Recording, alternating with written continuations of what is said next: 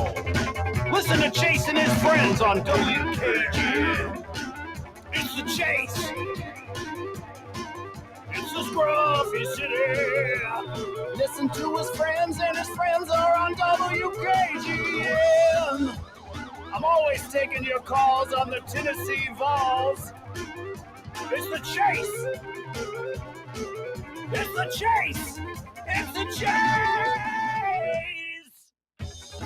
All right, Knoxville. The Chase is on this Tuesday afternoon, September 9th, 2025. My name is Chase Thomas, and I am joined alongside Rocky Top Insiders Ryan Shumpert here, coming to you live from the White Claw Hard Seltzer Studios on this beautiful Tuesday afternoon here in Knoxville, Tennessee. Ryan, good afternoon, my friend. How are you? I'm doing well. Excited to be back on here. And look, there's not quite the buzz of like a Kentucky game week, but there is certainly a big game buzz in the air in Knoxville this week. But it's one of those things you can feel Kentucky weeks growing closer and closer. Yeah. Georgia kind of sneaks up on you a little bit. Georgia is one of those games where you take it when it happens. You enjoy it for what it is. But when it's time for the border war, our own border war, to the north, the border war, because like I don't know, biggest war ever. When you were probably the longest, 100%, and when you were watching Kansas Mizzou on Saturday, I was envious because it was like still not gonna hold a candle though, does it? I mean, it doesn't, but it was like a nice appetizer. It was just one of those things you just because Georgia, Tennessee, as we've always appetizers overrated. I mean, well, hold on. I love a good app. Like that's like whether that's a bloomin' onion, Chili's has a lot of good ones. Like I'll give you bloomin' onion. Cheese sticks never go wrong, even though they're mozzarella sticks. Do you trust someone who calls them mozzarella sticks and not cheese sticks? I don't know. Well, they're called mozzarella sticks. Yeah, I would say they're on the menu. Sticks more. Do you call them? I question you calling them cheese stick. They're cheese sticks, Chase. Wait, what? They're cheese sticks. Thank you. I appreciate that. A take on the border war, yeah. Kansas, Missouri. The way they market that game, and I don't know if they did it as much this year, but I was last year like seeing the throwbacks to the 2007 game. The amount that they lean into the history of the Missouri-Kansas rivalry of like, we were fighting over slavery. We were brawling over slavery. It's like, I don't know how much I would lean into that if I was the Missouri marketing team. I don't think I would lean into a whole lot of this rivalry goes back to us fighting for slavery. Wow. College football. It's a take I've been sitting on since mid last week. Well, you hear that other side of the glass, the non-Kentucky, Tennessee football enjoyers, purveyors of this, let me check my notes here, Georgia-Tennessee battle here on Saturday inside Neyland Stadium, where all eyes are going to be on Smokey. Does he make his return?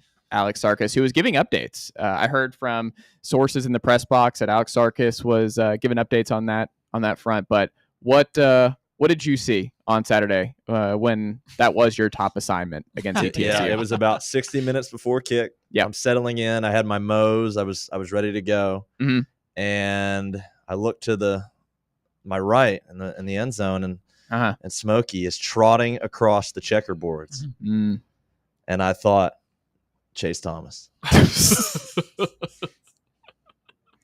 I mean, and it was my first time I really got to break a story.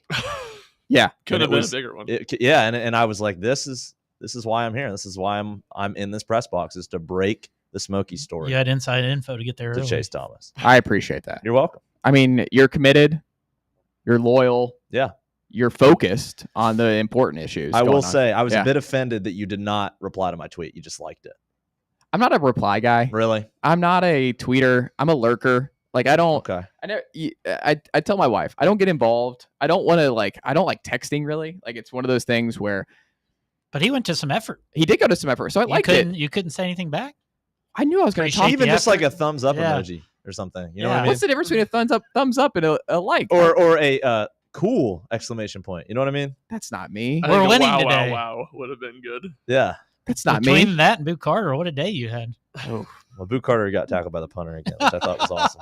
That was a little aggressive. Boot Boo Carter is electric. And I will say there was like a slow-mo of Boo Carter breaking 9 tackles on Saturday by one of the Vol Twitter accounts that I enjoyed. So yeah, no, Boo Carter is back where he belongs, being the second best, maybe best athlete on Tennessee. So that was nice. It was nice to put him back where he shines, and we'll see if he shines at Star on Saturday. But yeah, there was look, don't come after me for the comments and the cool, like, does that really, because I don't need that personally. Like, I just this is not how I not how I operate here. And I don't know. Like, part of it too is if I don't have my laptop. So here's an important thing that a lot of people, behind the curtain with how I operate throughout the day. If I'm texting back and forth with you, or we're in our Twitter DMs or anything, it's because I'm on my laptop or my desktop. If I'm somewhere where I just have my phone, no responses, I'm basically off the grid, because I hate typing on my phone. I hate responding on my phone. Any text, anything like that, if you get a back and forth from me, it's because I'm near a desktop or a laptop. That's so fair. I have a fair. full keyboard, because I can't stand it. That's fair. I can't stand the texting throughout the day. Like, one of the things that makes me uncomfortable is when I feel like a text conversation is gonna, like, I'm trying to put a bow on it, and like they're not reading the room, like they want to do back and forth and like a follow-up question. I'm like, this is my nightmare, because if I stop responding and be like, oh wow, you went ghost on me, and it's like I have other things to do. You'd be great in today's dating world. Oh That's all my I'm gonna gosh. say. Like, but you know, it's one of the many reasons I love my wife is we early on had, like, throughout the day, she's doing her job. We don't have to communicate. Like, I know there are some people, not to put other people's, let people enjoy things, but put them on blast with the good morning stuff, where that would have been huge red flag to me. Like, oh, good morning. Because that's just, I don't need that to start my day. Like, I haven't had coffee. I don't need that. I don't need the constant communication throughout the day.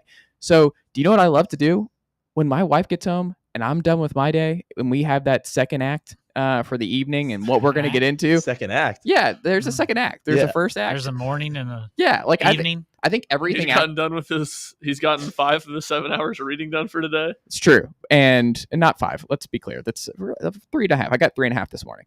So it's one of those where the second half of your day, I break up my days in 2 acts. Like, the first half is the work day, and then from 5 on, my wife 5:30 gets on, and then that's the second half of my day. So act 2, we have our walks around the neighborhood, starting off with just us, and we talk about our day, talk about everything else, and then, like, they're great heart to hearts, and they're fantastic. We walk for 30 minutes to an hour, and it's great. We reconnect, but that's where we talk about our entire day. We don't have to talk throughout the day, because then it would destroy our walk. It ruins the walk. There's anticipation there, something to look forward to. The constant communication is just not something with Ryan, I have to limit him. Like, I put him on block certain points throughout the week, because I'm like, I want to make sure that we're ready to go when we do a podcast or we do a radio show, that we have all new material, because I don't want to overindulge here. That's why like, every other week, oh, can you go to Litton's? And I'm like, I don't know, Ryan.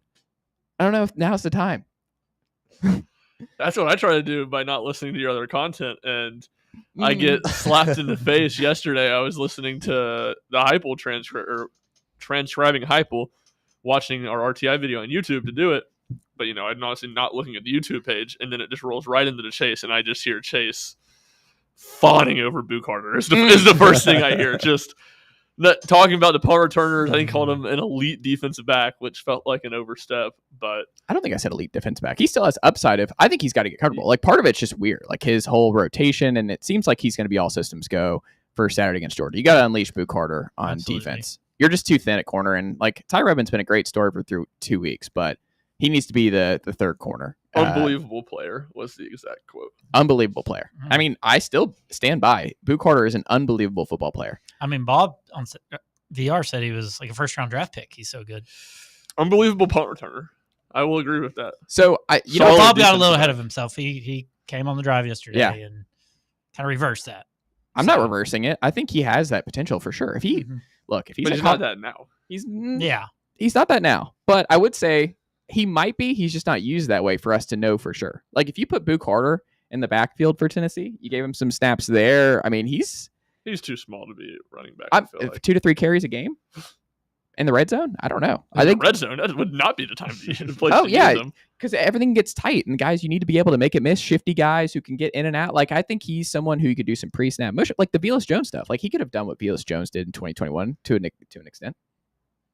To an extent, I guess. Yeah. I mean, he could have done what Velus Jones did in 2021. Velus Jones didn't play any running back in 2021 in Tennessee. No, but he was in the back. He lined up in the backfield sometimes, like in the red zone. Velus Jones would. The touchdown that he had against Georgia in the opening drive, he's in the backfield, and he leaks out of the backfield. He was like a tight end, lined up like tight as a receiver. He was not lined up like a running back would be. He had sometimes he would line up to Hendon Hooker's left sometimes in motion when he would do some pre-snap motion stuff. That happened. All right, if you say so. Didn't Jalen Highlights come out of the backfield on one of the scores in 22? Ooh, he hid behind. He hid behind the tight end. Yes, he hid behind the tight end, and he popped out. But it's a great play. Jalen Hyatt hiding was pretty great. He did that against Alabama. He did it again, like Jalen Hyatt, Kentucky. I think he had one too where it's just big moment. Yeah, because then it's just over. It's so great because I mean, I think it was the Kentucky one was the perfect one where he's on the right hand side and it's just over. Like you look at the Kentucky linebackers and everything else, just like it's so done. Fast, yeah. Like if you miss one assignment, done, cooked. Yep. Well, machine man. But we're not going to dive into whole Tennessee, Kentucky. We have weeks to. You want me to be a pro? Oh, I'm ready. Georgia never missed those assignments. There's never anything easy for Tennessee against Georgia. There's everything which has not been much that they've been able to get offensively. It has all been extremely difficult for the Vols against the Bulldogs. I would push back with one quarter. The first quarter of Tennessee, 21. Georgia in 21, they whipped Georgia. Georgia was not ready for what Tennessee was throwing them in the first quarter of 2021. The funny thing is the play I can think of what was easy, Hendon Hooker missed the throw. Velus Jones was streaking wide open down the middle. He overthrew him. Tennessee still scored a touchdown on that drive, but had to work, used full script. What about the first play in 23? I wouldn't, because I mean the rest of that game did not go away. So I know, that was but one I mean, play. but he said there's never been a time. I mean, but I don't know if that's a time. That's just Jalen Wright being Jalen Wright. That was I think that's like I think that's a secondary 15-yard run. Yeah, the vast majority of the time. I will say I do think I was very, very happy that game I was in the end zone. My wife and I were in the end zone where Jalen Wright was running to. Yeah. It's the loudest Neyland's ever been since I've been there. And I was there for the Kamal Hadden pick six against South Carolina. It's been loud on a lot of different occasions for me inside Neyland. But the Jalen Wright touchdown run was electric. And the amount of Tennessee fans who were getting in the face of Georgia fans in the end zone where I respected it. Like I really enjoyed just how animated. I was that way in 21 in the game when like after the first quarter, because like I made a bet with my buddy Matt Green. He's a big Georgia guy, and I was like, I guarantee you Tennessee's winning after the first quarter against Georgia. Now, rest of the game, I don't know. We'll see. But first quarter, a big one for you and your buddies back home. Are they a lot of Georgia fans? Yeah, a lot of Georgia fans. A lot of Georgia fans. A lot of Georgia guys. Yeah, a lot of Georgia guys. You haven't had much to stand on. No, but well, we had the rest of the year. I have like the whole everything school. It's like they just operate like Ohio State. Do they care? I mean, they push back. They care about Georgia basketball. Well, Condon hitting home runs when it doesn't matter.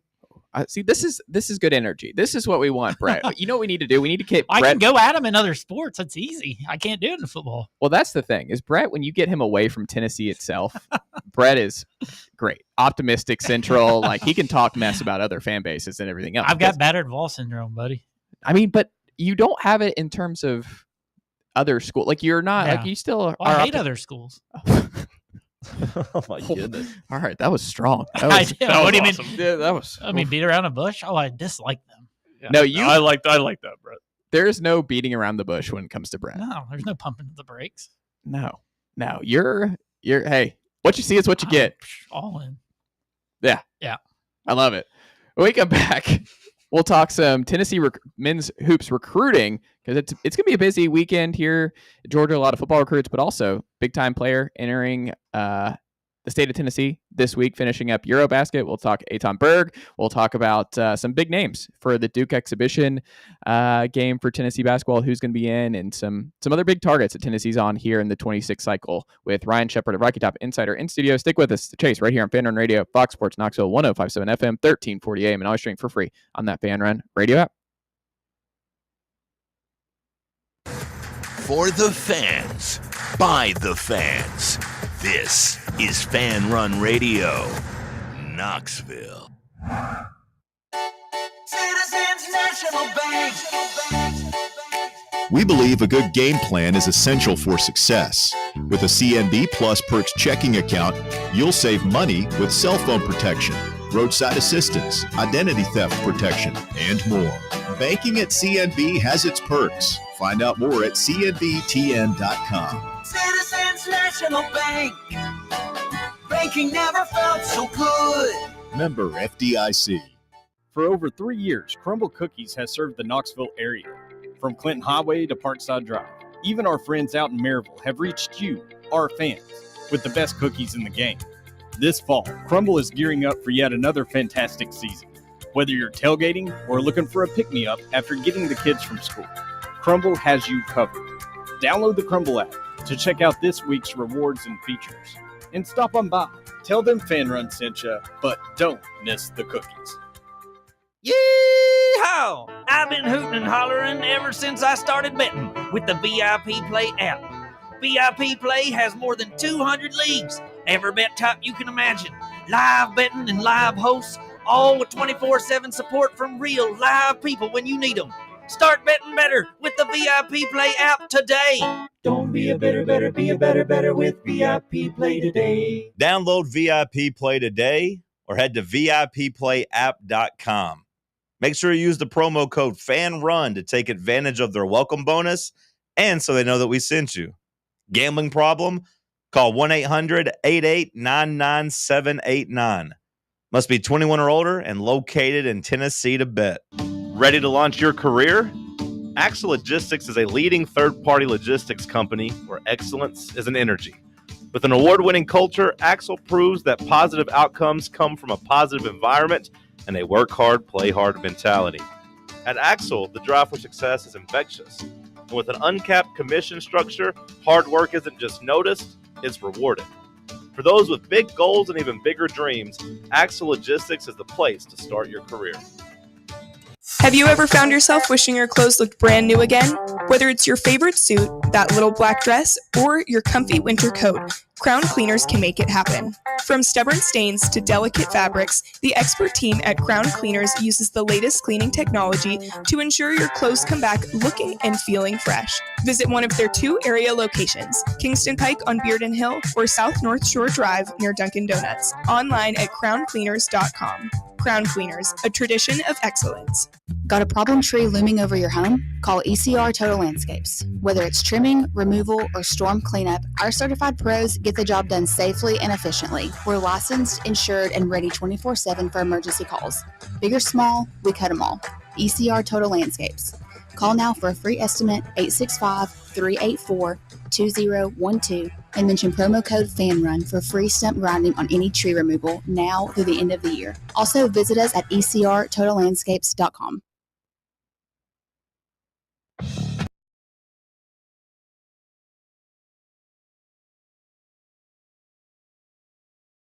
The Chase right here on Fan Run Radio, Fox Sports Knoxville, 105.7 FM, 1340 AM, and always streaming for free on that Fan Run Radio app. Ryan Shepard, Viking Top Insider, in studio with us, along with Alex Sarkis and Brett Hoolander. Duke Exhibition Weekend, Ryan Shepard, for Tennessee men's hoops is going to be a big one. Who's on the visitor list, and how loaded is this going to be for this 26 class for the Vols? Yeah, I think it's, just to start with the last question, extremely loaded. Like, as big as a basketball recruiting weekend as I can ever remember. You have Darren Rippey Jr., who's officially visiting that weekend. He's a 5-star point guard. You have Josiah Jervis, a 4-star shooting guard that they like a ton. I would, the vibe I get is probably their favorite shooting guard in the class. Christian Collins, who's the number 6 player in the country, a power forward coming in, and then also Cody Peck, who's a lower 4-star power forward. For right now, at least, plans to come in. We'll see. I think that one could change a little bit there. So, it's absolutely loaded. I think it's an interesting recruiting strategy to play it that way in basketball. That's a lot more of a singularly recruited sport compared to football. So I kind of like it with Rippey because he's a guy that he's going on. I think he canceled 2 last week, but he still has like 8 official visits scheduled. You're trying to do something to kind of differentiate yourself. I like it a lot with him. Collins, I wonder about a little bit more. He's a West Coast kid. I don't know how well he knows the rest of these guys. So it's interesting. It's an interesting strategy, but I certainly think getting them in the fall, because you really want to get these official visits in the fall before November, December, when a lot of decisions are made. But to also be able to get what projects to be a big game atmosphere at Thompson Bowling Arena for that Duke exhibition. And probably you're getting a long visit for a lot of those guys too. I don't know what the sketch plan is for when all those guys are going to get in, but they're all going to the game on Sunday night and not leaving until Monday. So I think that aspect of it is really rare, and I can certainly see why Tennessee is lining up a lot of their top guys that weekend. And Bryson Howard, too, another one I forgot, a borderline 5-star wing, Josh Howard's son from the Dallas area. So a ton of big names that weekend. And he went to Wake Forest, Josh Howard. So he has a North Carolina connection with Barnes too. So, but it seems like that one's still gonna be a tough pull for Tennessee. But I mean, Christian Collins is, I guess, probably the biggest name that fans need to be cognizant of. Kentucky in it, obviously USC in it. He goes to St. John Bosco over there in Playa del Rey, California. 6'8", 200, 5-star, number 8 in Rivals top 250 big board here for the 2026 class. I mean, what have you heard about him in comparison to Nate Ament? Like, is it close in terms of one and done upside? Is it like how, I mean, is Tennessee as in on him as they were on Nate this past cycle? I don't think so. Like, I don't, the conversations I have, you didn't get just an overwhelming we're in love with him vibe like there was for Nate Ament. And like I'll say, the Ament thing grew too. So it's not to say this can't. From a skill set standpoint, I do think more similar. Like all the recruiting sites list him as a power forward, but someone I talked to told me that he's projecting more as a small forward. He's kind of moving into that mold more than he would be a power forward. I do think his build's a little bit more put together, which he could kind of play him more as a stretch forward, where I don't think, not that Ament couldn't do that, but you don't love that aspect of it. But he's certainly a really big name, and I think, look, there are big names involved, but it's not as loaded as a field as it is for like Bryson Howard or Rippey right now. When you look at the Rippey part of it, I mean, Tennessee's obviously had success pulling out of the New York City area of late, but do you see him being like a bigger point of emphasis? 6'2", 175. It seems like because you're probably going to lose Gillespie, and you might have more depth on the wing just with Amari Evans back and a couple of the other options. Do you go big on the 5-star point guard, who's number 13, or do you go big on the 5-star wing, who you said looks more like a 3 and might just plug in as a Nate Ament replacement for another year? Because you're going to go heavy in the portal anyway, I think, this next cycle to bridge the gap. But I do wonder, if you only get one and you only can go all in on one, is it Collins or is it Rippey for you? I think it's probably Collins, twofold being my answer. One, because of what I just said, like Rippey, it's so many big names on, and I don't know, maybe it's just following his dad on Twitter. Maybe it's seeing how much effort Kentucky's putting into it. Maybe it's just a name, but Darren Rippey Jr. sounds like a Kentucky point guard. I just think that's going to be a really tough pull, where Collins to me feels a little more manageable, even though, besides Jemai, Tennessee really hasn't recruited California much at all, or at least effectively. They recruited Braden Berrios in last year's class. 2, I think it's just like I'd rather go heavy portal for point guard. The way what Rick Barnes puts on his point guards, I would rather go get a big name point guard who is proven and take a little bit more of a risk on a prep guy at like a 3-4 spot as opposed to the reverse. So the Rippey part of it, which is pretty interesting, because the Pope stuff changes stuff. I mean, Kentucky's obviously still recruiting it, but it's not Calipari. Just the obvious guys where it's like, I feel like Rippey would be more obvious if Calipari was still coaching Kentucky. We'll see on the Pope part of it, because Pope is still offense first, right? Like, he is an offensive guy. And the first thing from Adam Finkelstein on 247s when it comes to Rippey's scouting report from a couple weeks ago here, Rippey is an explosively athletic lead guard who can set the tone on the defensive end of the floor. He pressures the ball, picks up the length of the floor, gets over ball screens, and as he of attack. So the first thing with who he is defensively, and you read that and you're like, I mean, that's Rick Barnes in a nutshell. Like, Rick Barnes loves to, and his staff would love to have a player like that. So I don't know. I do think it's kind of interesting because of what Kentucky ultimately wants to do. I mean, they did bring in Lamont Butler. Yeah, that's what I was going to say. He is very much that type of player too. Right. I don't know. I mean, Mark Pope is a forward-thinking offensive guy, kind of like Nate Oates, I think, in a lot of ways. But to me, I mean, you read that and you're like, I don't know. I think Tennessee can sell what his big-time traits are. It's like, hey, you'd be a great fit on Rocky Top.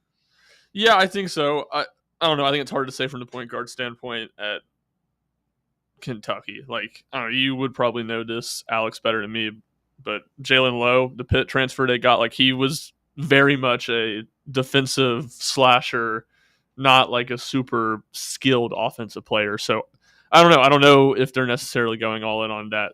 But no, I mean, I think that's what Tennessee likes about Rippey a lot. He's been described to me as kind of a quintessential New York Northeast guard, very tough nosed, very athletic, good defensively, good getting to the basket. So there's certainly a lot of interest there.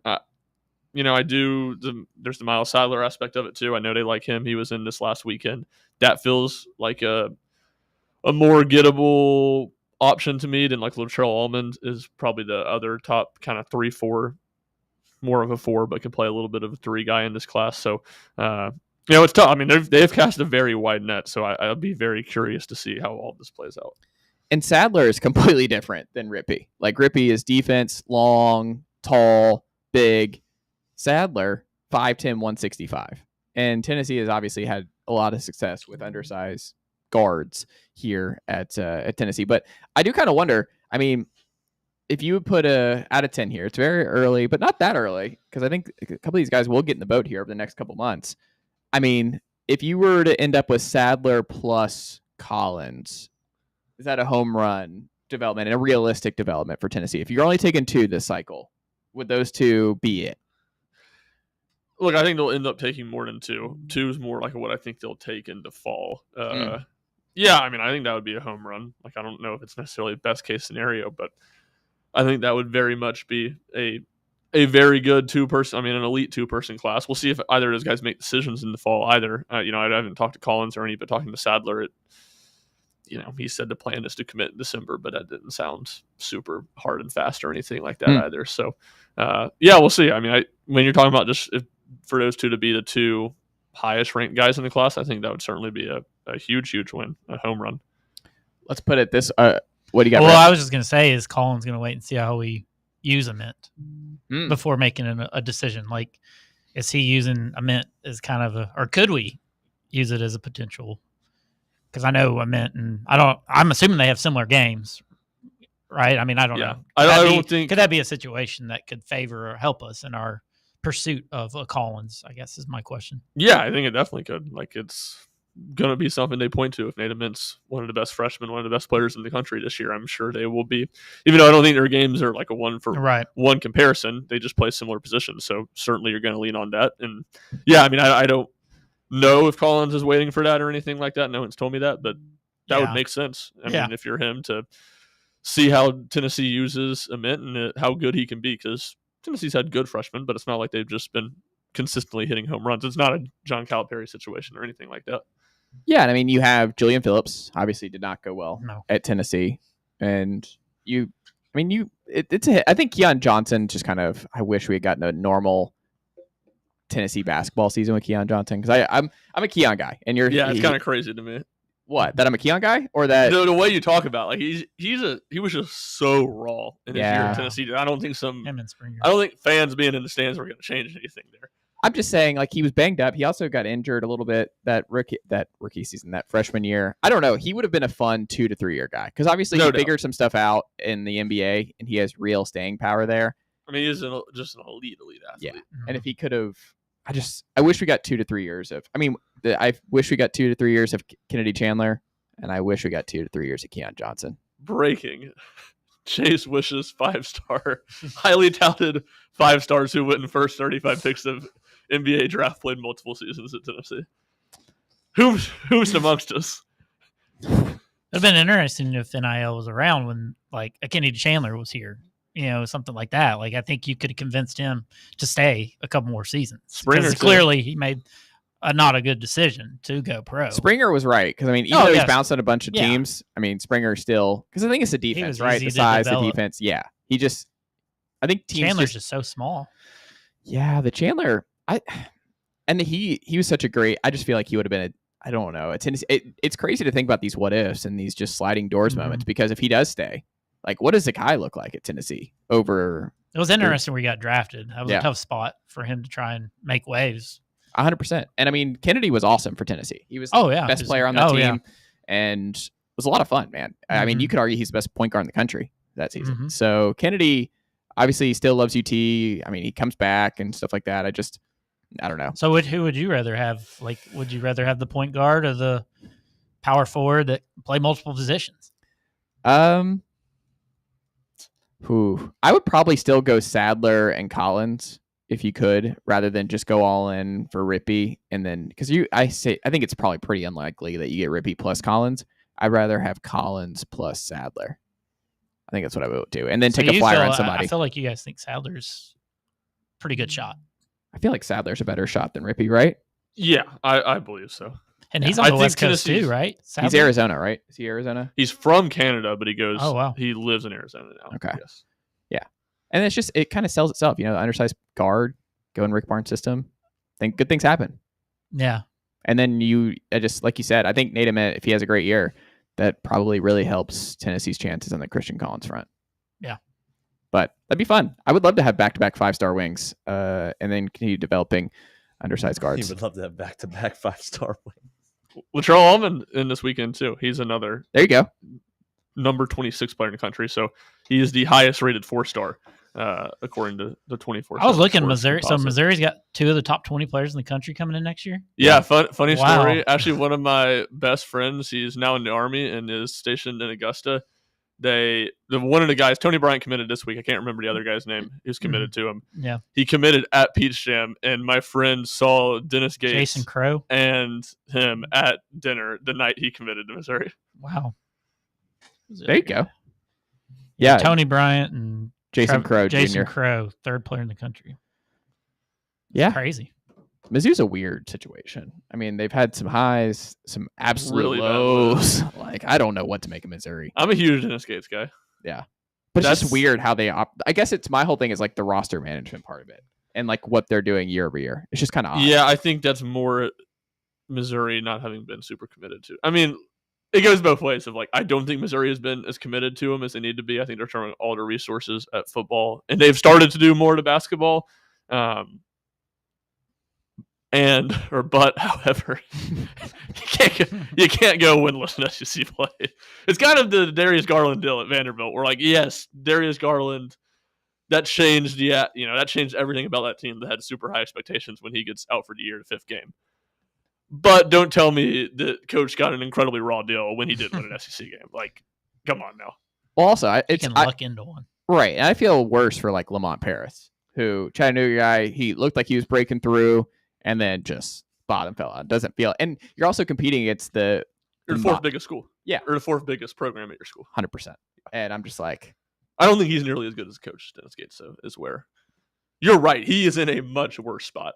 Yeah. But I'm a big Dennis Gates guy. Can you imagine? It's like you're going up against Don Staley here. Like it's just one of those deals where it's like, I don't know. We're gonna go with the Don Staley part of our basketball program. I remember in 2019, which was my freshman year and first year covering baseball, and I believe the SEC opening series that year, maybe the second. I guess it was the second one, but it was the home opener series. It was South Carolina at Tennessee, and it was the first weekend of the NCAA tournament, and Tennessee baseball, not many people covered it at that time anyway. I was covering it for the Beacon. So there were more South Carolina beat writers in the press box that weekend than Tennessee beat writers. So I was sitting there talking to South Carolina writers all weekend.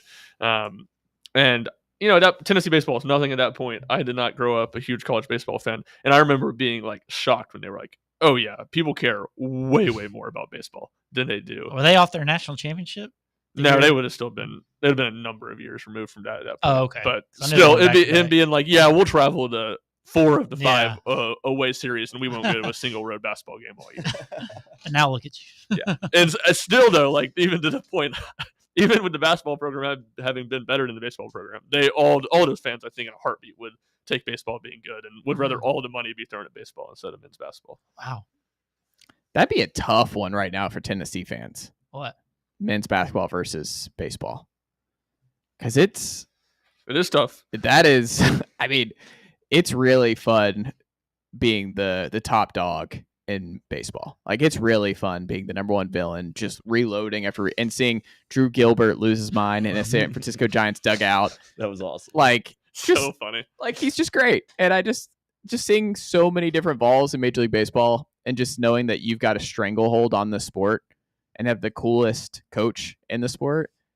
I love Rick Barnes, love basketball, but I wonder where fans would go in that regard, because they're like, would you rather be number one in baseball consistently, or would you rather be like somewhere in like the 5 to 6 range? Still pretty good. It's not like you're going to be like South Carolina or Mizzou if you change course a little bit, but I don't know. I just baseball's got a lot of juice. You got a title, and I don't know. I would be really curious on a poll on that. Like, what would be more valuable to fans to maintain over the next 3 to 5 years? Would it be men's basketball as a top tier program or baseball? Yeah, I don't know. I'm with you that it would be a very interesting poll. Speaking from the work side of it, like the numbers are relatively similar, I would say.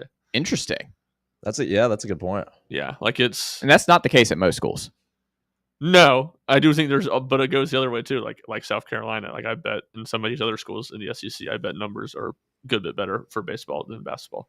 But no, I mean it's fascinating. I'd be curious to see what a poll of the whole Tennessee fan base would say on that. I absolutely loved covering baseball last year. That was my first time I'd covered it, and it was just so fun. I don't know what it is about it. I'm not a baseball guy, but you're obviously a baseball guy based on your viewing habits here. But, Pirates are going through a rough spell, and I know you're locked in. Nah, I usually tune out this time of year anyway.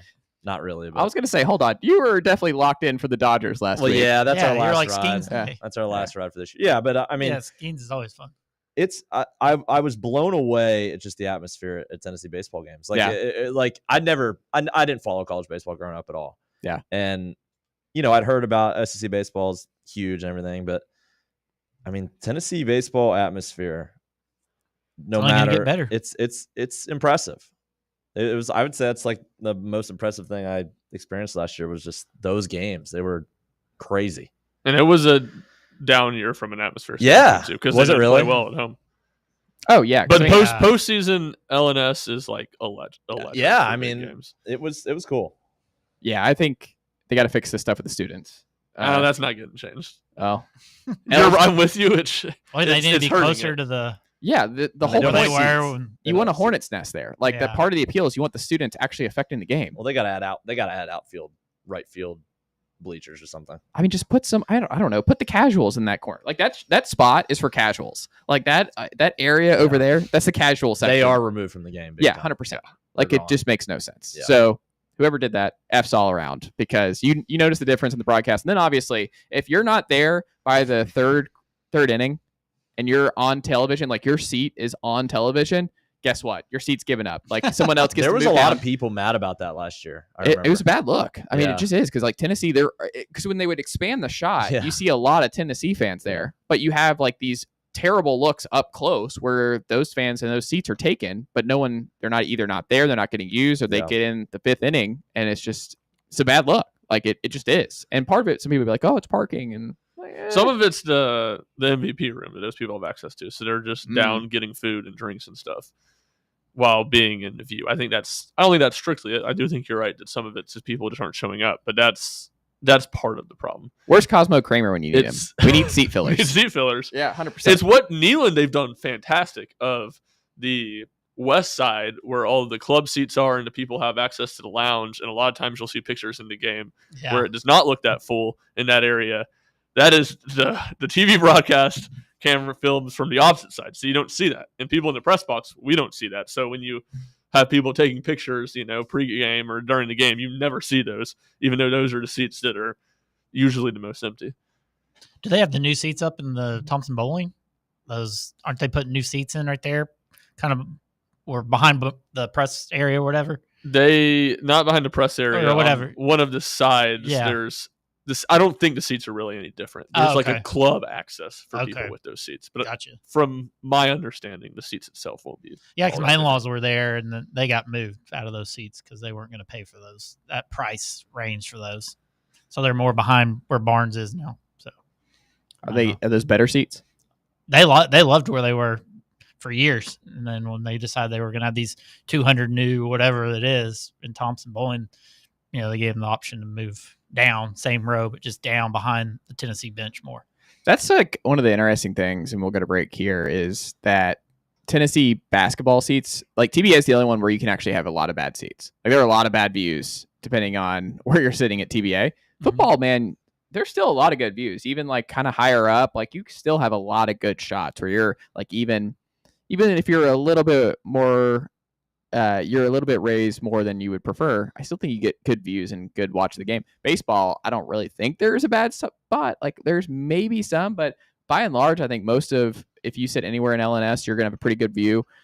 Basketball, man, there's some bad ones. Like there's some bad seats at a TBA game. Yeah, it's just the nature of, I think, number of seats, height of stadium, and size of playing surface when you're talking about those three things. I mean, small court, massive arena. Yes. It's kind of the same with the Hawks. Like, I will not go to a Hawks game higher up. Like, you talk about, like, caw-caw! But it's one of those where I'm paying.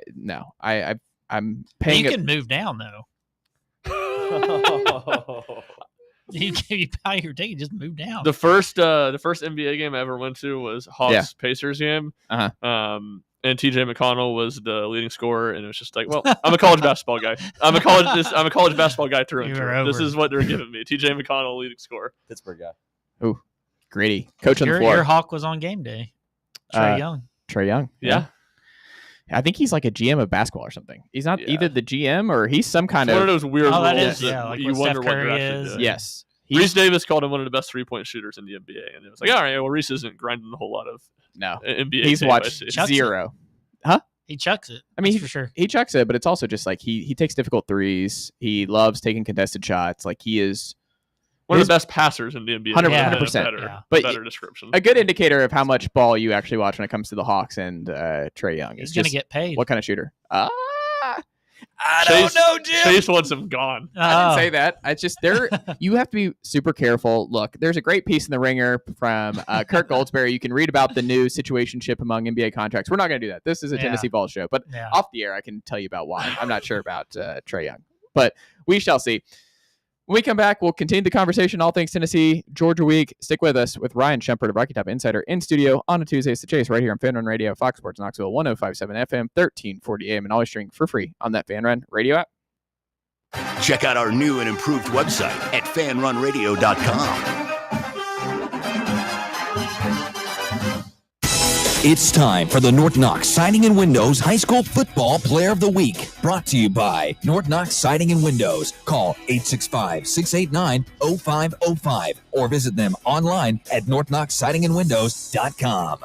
This week's North Knox Siding and Windows High School Football Player of the Week is Central wide receiver Javastin Badgett. Badgett helped lead the Bobcats to a 29-21 win over West last week.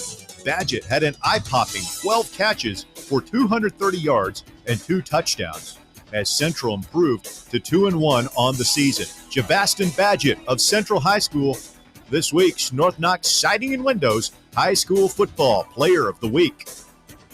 North Knox Siding and Windows, locally owned and operated, they can handle all your siding, window, gutter, and roofing needs. Call 865-689-0505 for a free estimate or go online to northknoxsidingandwindows.com. Hey, Vols fans, Cody Brown here. I grew up right here in Tennessee and know what it means when someone says, I've got your back. That's why you can trust Farm Bureau Insurance of Tennessee. Whether it's your home, your vehicle, your family's future, or the business you built from the ground up, we will show up for all of your insurance needs. We are Tennesseans who understand what matters, which is doing right by you. Insurance is not all about just paperwork and policies, but it's about the people we insure every day. So if you want insurance that hits home, give me a call at 865-992-3871. Go Vols. It's football time in Tennessee, so crack open a cold beer that doesn't fumble the flavor. Garage Beer is 100% beer-flavored beer. No gimmicks, just cold beer. Built for bonfires, backyards, and beating Bama. Garage Beer is proud to be brewed right here in the Volunteer State. So pick up a 12-pack today and look for the drive celebrating Football Fridays at select Garage Beer headquarters around town this fall. American-owned, Tennessee-brewed Garage Beer. 100% beer-flavored beer. Blackford Veterinary Surgery Referral specializes in surgeries not regularly performed by your pet's general veterinarian. They're currently accepting referrals from vets all across the country. With their newly renovated state-of-the-art surgery center and highly trained staff, clients can rely on professional and thorough care. If your vet says that your pet needs surgery or rehab, ask for a referral to Blackford Vet and let them get your best friend back on its feet. Located conveniently in West Knoxville. For more information, visit blackfordvetsurgery.com.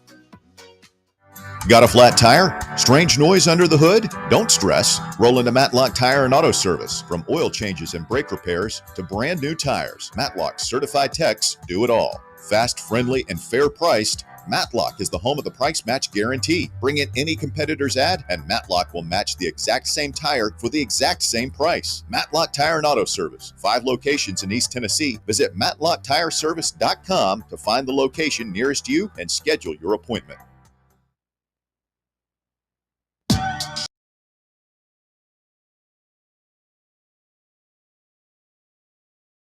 It's Chase right here on Fan Run Radio, Fox Sports Knoxville, 105.7 FM, 1340 AM, and always streaming for free on that Fan Run Radio app. Ryan Shumpert, a Rocky Top Insider in studio. We were talking before we jumped back on. WBIR sports reporter Elijah over here. Met him at the Gibbs-Alcoa game on Friday night.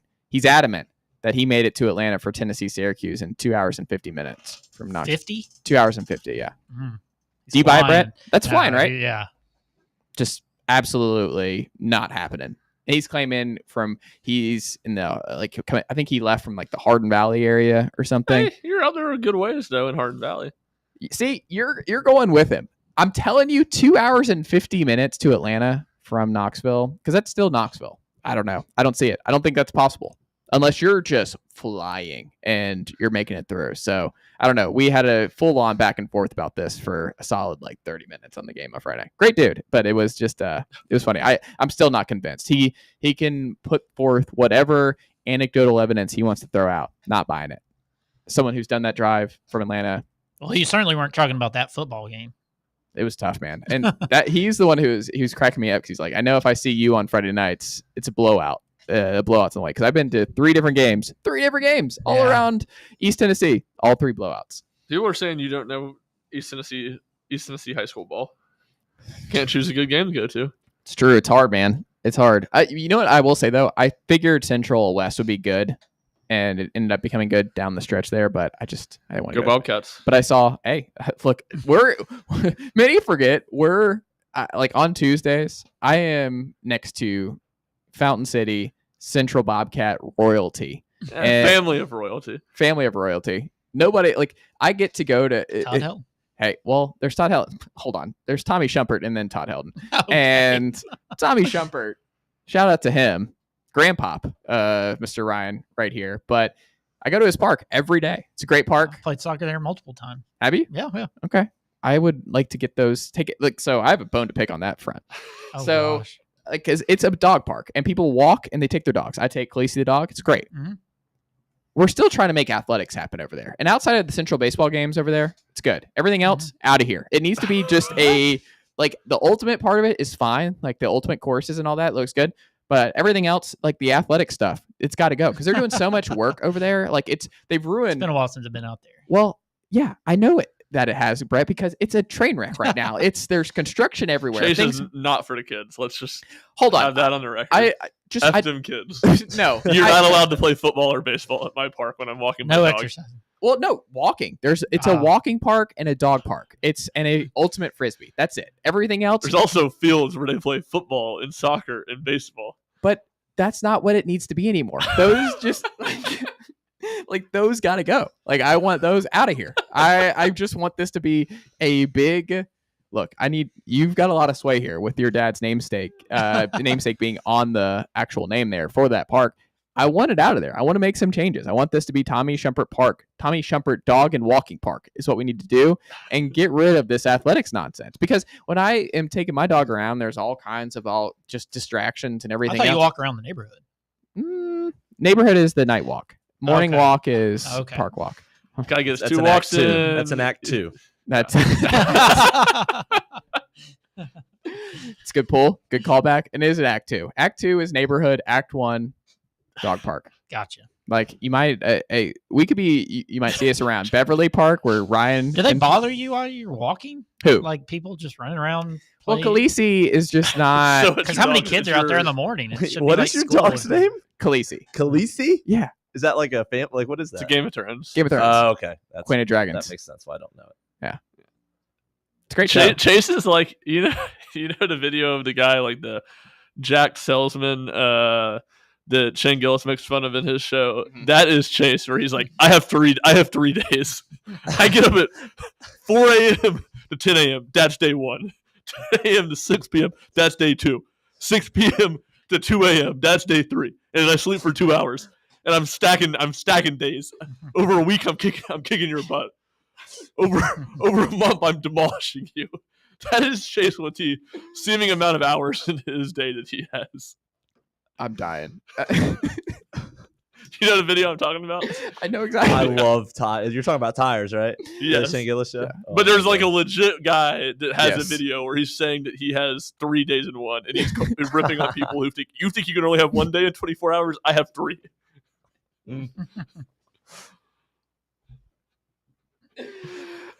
Friend of the program, Bear, producer of The Drive, he just wrote in. I got to read this. He said it's possible. He said he had a buddy do it in an hour and 55 minutes. No, that is not It took us 4 hours to get there. You can barely Thank get like Chattanooga. So you went an hour and a on. half. You went on Friday, right? Yeah. Yeah, I went on Friday too. And it took us 4 hours. Yeah, too. Chattanooga would take you how long? Chattanooga is an hour and a half with no traffic. And there's That's going to like downtown Chattanooga though. I guess. Here's when you the get thing. split. Cleveland, I feel comfortable getting an hour and a half. Chattanooga, I don't know. Here, I think, is the misconception about Chattanooga traffic. If you're going from Knoxville to Atlanta and it's not rush hour, it's not that bad. If you can just stay on 75, you don't have to go near downtown. You don't have to get on 24 trying to get to 59. It's not as bad as people act like it is. Yeah, it's not realistic. I still don't buy the hour 55. Bear is on the line. He'd like to chime in on this speed racer. Yeah, I want to hear this hour and 55. Yeah, here we go. Bear, go ahead. Hey, Bear. Hey, man. Hour and 55, huh? Car. Yeah, I suppose it was like an hour and 55. They were late to a Braves game. They were in a BMW M5. For most of it, they didn't drop below like 140. Jesus. These guys are idiots. What? That's crazy. 140 miles per hour? Yeah, I mean, that's not as fast as they were probably going at some points. But yeah, it's doable. Oh, my You got to be out of your damn mind to do it. Hour and 55 is Fast and Furious bonkers stuff. Company legend. Goodness gracious. Late to a Braves game, I don't know why. Maybe it was. Braves weren't even home that weekend.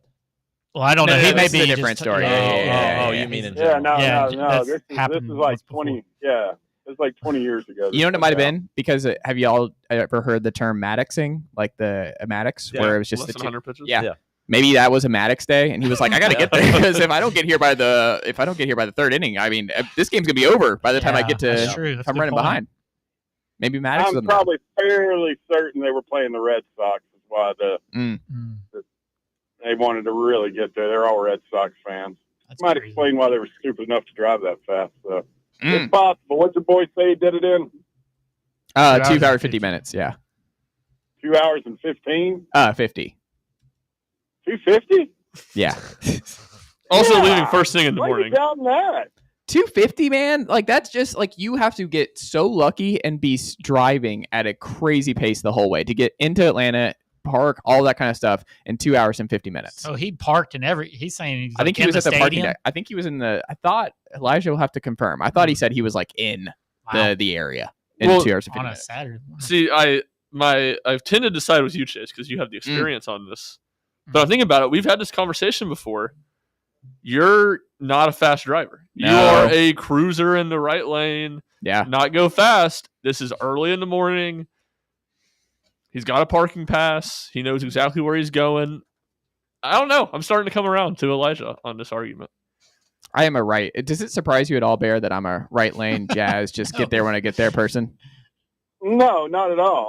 No, I am as well now. I mean, the There you older go. you get, the slower you drive because you don't want to Yeah. end up splattered. That and the Georgia Highway Patrol, they don't really stop until you're wrecked. But 250 is very, very doable.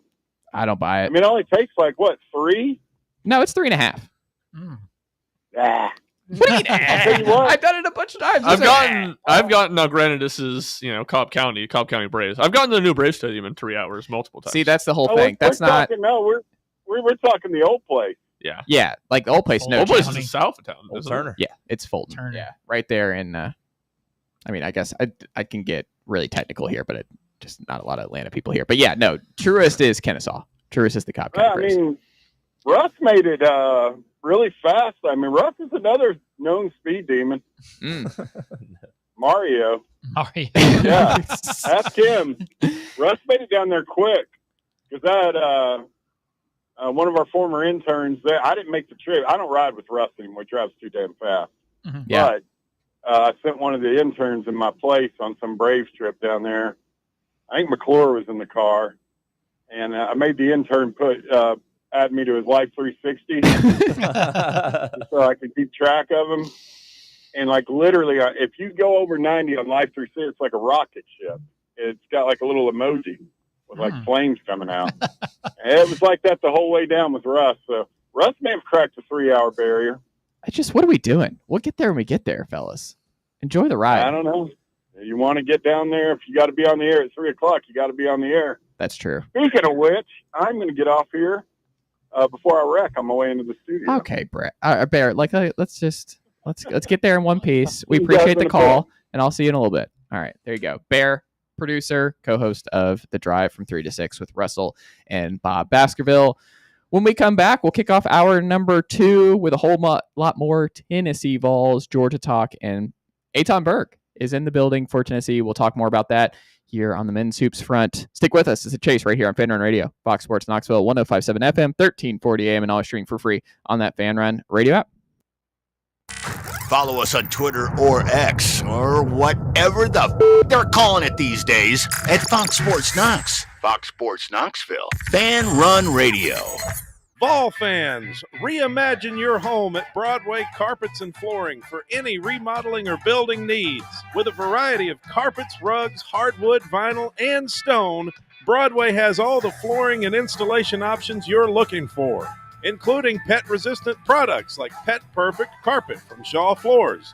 Visit their showroom in downtown Knoxville or the location in West Knoxville located on Kingston Pike near Pellissippi Parkway today. Barley's has live music on weekends, general team trivia on Wednesday nights at 8 p.m., and now live sports trivia courtesy of the Knoxville Trivia Guys every Thursday night upstairs. The game starts at 7 p.m. and is free to play for everyone, so head on down to the Old City and show off your sports knowledge and win gift cards to Barley's. Use those gift cards to buy some delicious food and drinks, and you can take it all in with their wide selection of TVs and indoor projectors. Barley's Tap Room and Pizzeria. Inward Half is committed to the game and the memorable moments that happen in between.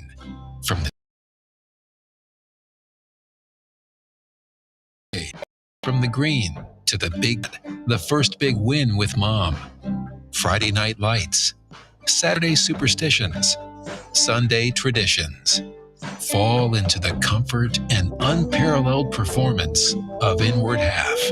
This fall, enjoy the walk-in. Hey Knoxville, this is Dr. Bree from Malone and Costa Dentistry at Knoxville Smiles. If the thought of going to the dentist fills you with fear and anxiety, then you'll be glad to know that we offer sedation services to all of our adult patients so that you can be calm and relaxed throughout your visit. To find out more, call us at 865-539-1776 and ask about our sedation procedures, or you can visit us online at knoxvillesmiles.com. Yeah, it's another day, but what kind of day is it really? A day of doom scrolling? Laundry day? Nah, it's a White Claw day. Light and refreshing tasting, uniquely cold way filtered. There's an iconic flavor for everyone. So grab a pack, grab your friends. Make the most of each day with those who matter most. When you're together with White Claw, every day is a once-in-a-lifetime experience. You just gotta grab it. White Claw. Grab life by the claw. Please drink responsibly. Hard seltzer with flavors. White Claw Seltzer Works, Chicago, Illinois. You're listening to FM 105.7 and AM 1340, WKGN Knoxville, and W289CU Knoxville, Fan Run Radio.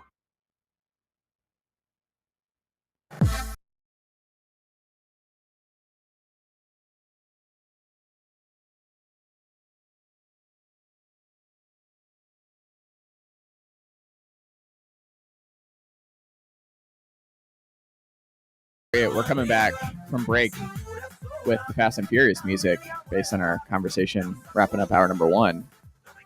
Fast driving. Welcome. People are flying over the place. Good call by you, Brett. Staying on top of things. I try. Just do my job, Chase. Sound he doesn't need any aplomb from you. He knows he's not going to get it. He's not going to get a cool tweet or thanks, man. I text Chase every so often. He responds. Like the thing I think it was Savion Hyder and his stats from a couple Fridays ago, maybe last Friday. I think it was last Friday. The thing that's crazy, not to completely revisit this conversation, is you being like, I only text on my laptop. That's the oldest thing I've ever heard anyone say. I only text on my laptop. I mean, it's true. I hate texting on my phone. I hate that. I hate it's just terrible. Like I don't like it. I don't care how old and washed I am. We've talked about this. I'm a giant recessive gene here. Balding, can't see. There's just can't walk. I'm going to be walking around with a cane soon enough. I'm all about comfort. Merrill boots, shout out to them. I wear insoles in my feet because I can't do just the out of the box shoes anymore. That's over. You're going to die by 43. Let's not put that out in the atmosphere. I mean, I hope not. I hope not too. It's just I'm just going to be dragging a little bit. That's fair. That's just going to be dragging a little bit. But, we're all out here doing our best, Brian Shumpert. I'm trying. A lot of this is not my fault. I am trying. But yeah, no, I do love I love a text from the laptop and the desktop. That's just how I want to do it. Like Instagram, all that kind of stuff, Twitter messages. Wait, you're doing Instagram on the laptop too? Yeah, I mean, That's pretty wild. Why? It's like DMs on Instagram and your laptop. That's Twitter. Like when you're on Twitter, Twitter's the different. whole site like functions on your laptop to like the size of a laptop. On Instagram, it's like narrowed in. It's like the you phone. should still be on the phone. It's not the phone screen. I don't disagree with that. I'm saying if I need to send a message or something, like I'm still going to go there if I think it might be back forward. You're scrolling on your phone. Oh yeah. Okay. Yes. But I also limit my scrolling where it's like a 5-minute, the Pomodoro technique. We've talked about this. Like I'm not a big scroller on social media anyway. So like when hold on. So the big part of it too is like nonsense. I allocate time for me to like really dial into some 3 funny days in bits. one. 3 days in one so that I can find the right thing to send Shump. Is like I back and forth. It's like I carve out some time because Shumpert and I have a lot of the same crossover humor. My wife and I talk about this. My wife has like I don't know if y'all are like this, but you have a friend or a partner or whatever where they have like y'all have a lot in common in terms of what you find funny, but there is an extreme, like a tipping point where it's like something my wife is like really finds hilarious. I'm not going to like it all. And it's just not going to work for me. And if it's going to work for her and her close friends, like something, if my wife really loves something in terms of like, this is the funniest thing in the world, I'm like, it's not going to hit for me. You shouldn't show me because I'm not going to give you the reaction you want. Because if it's that much down in your neck of the woods, it's not going to work. And it's the same with me where it's a sports thing or something like that. Like there's just something where if I'm laughing really, really hard at something Shumpert or somebody sent me, my wife, I'm like, there's no chance you get this. There's zero chance this is up your alley. But by and large, 80% crossover. But when you get to the extremes of what I really find funny and what she really finds funny, there's just it's better to, I don't know if that's unique to our relationship, but I don't know. That's just how I am. Yeah, I don't know. I'm a single guy, so I have nothing to add to that element. My point would be though, again, of your I don't really scroll that much. You send me like 5 Instagram reels a day. I know. I carve out time to go through stuff. Don't give me this. I don't scroll much. I don't scroll much. I don't.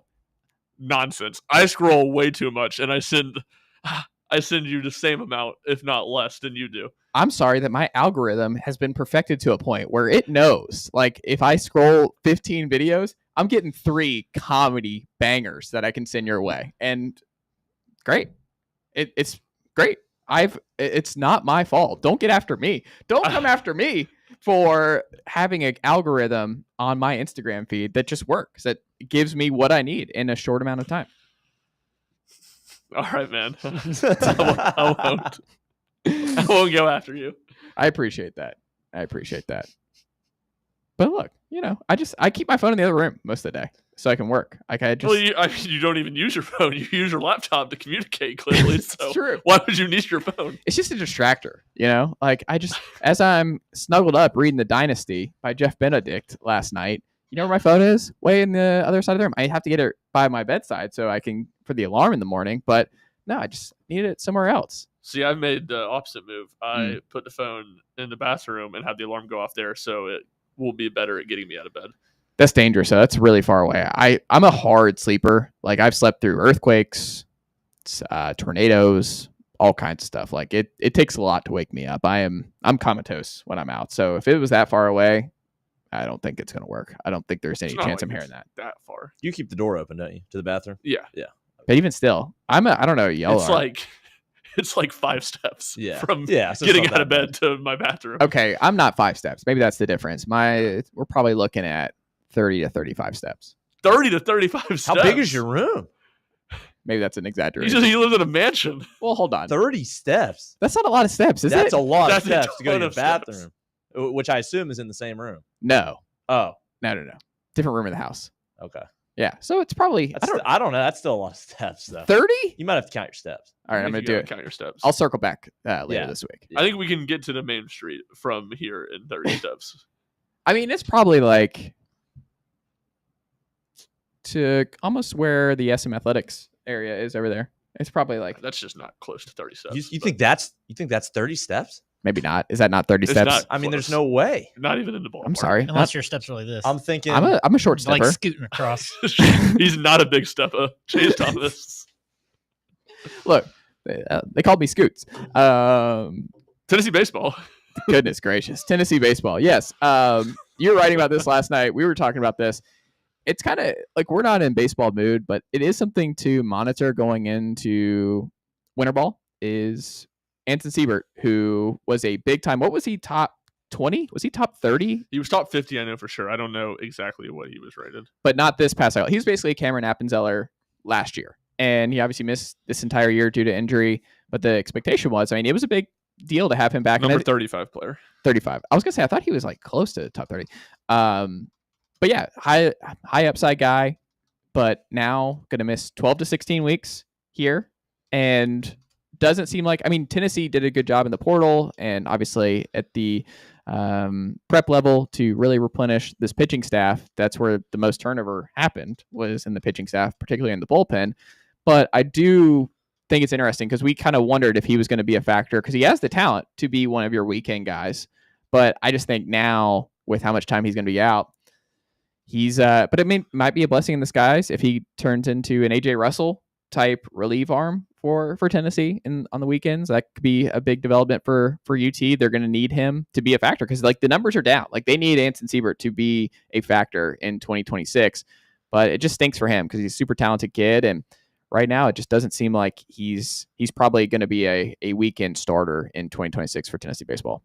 No. And look, I didn't believe that before this injury either. It would have been a real outside possibility. Like I think we discussed this on the show back in the summer when the roster was kind of being settled. And, I said then I didn't think that would happen, but, never say never. So, yeah, I think I just worry about it more. Like he's a guy who missed his entire freshman season with an arm injury. And here's another arm injury that's going to sideline him for the entire fall. And hopefully he'll be back in the preseason and able to get some run there. But, even if he is back and doing some stuff in the preseason, it's with his cautious as Tennessee typically is with injured players, especially injured pitchers early in the season. I'd be surprised if he's, full go for the start of the season. That doesn't mean he couldn't be available, but and again, that speaks more to how Tennessee's cautious on those things than anything else. So yeah, we'll see. I think it hurts his ability to earn a high leverage opportunity in the bullpen, but at the same time, guys will. Most of the time, you're going to have some guys struggle in SEC play, and then there's going to be opportunities. So we'll see what, I'm sure he'll still get his chances, but for a guy that's missed a lot of time with injury, and he was kind of kind of like a sleeper name. It was a little bit of, to me, a Ben Joyce vibe, where Ben Joyce missed his entire first season at Tennessee in 2021, and you knew he was really talented. So you knew they liked him. You knew he was really talented, but you just hadn't seen him, so you didn't know. And even then, that fall of Ben Joyce in 22, or the fall of 21, going into the 22 season, he was a little bit slow getting going. So that's kind of the vibe it had to me a little bit before. Not that I expected Anson Siebert to go throw 105 miles per hour in a game or anything like that, but he just had that high ceiling arm that we hadn't seen much of. I just didn't, I hadn't laid my own eyes on, and now another setback makes earning a role more difficult. Is he a 2-year guy or a 3-year guy for draft eligibility? Do you know off the top of your head? I don't, but I have his page pulled up. He is a Yeah, he should be a 3-year guy. Okay. So you'll get him back for one more year. Yes. Looking at it now, definitely a 3-year guy, narrowly by a month. That's good for Tennessee. And it might be best for Anson, right? Yeah, I mean, I think even he would have to be pretty good this year, or at least show pretty electric stuff to be a high draft pick. Yeah. So the weekend rotation, it probably looks like Arvidsson's back, which was kind of a stunner. He's one of your weekend guys, probably out of the gate here. Blanco is like your fourth kind of lurking guy, right? Like it's Tegan Kuhns for sure. It's Arvidsson. I would say not for sure. I think the only for sure is Landon Mack and Tegan Kuhns, and I think that third one's up for grabs, right? Yeah, I mean, I think Tegan Kuhns will be a weekend starter, but I'm not quite even sure that I would say he's for sure.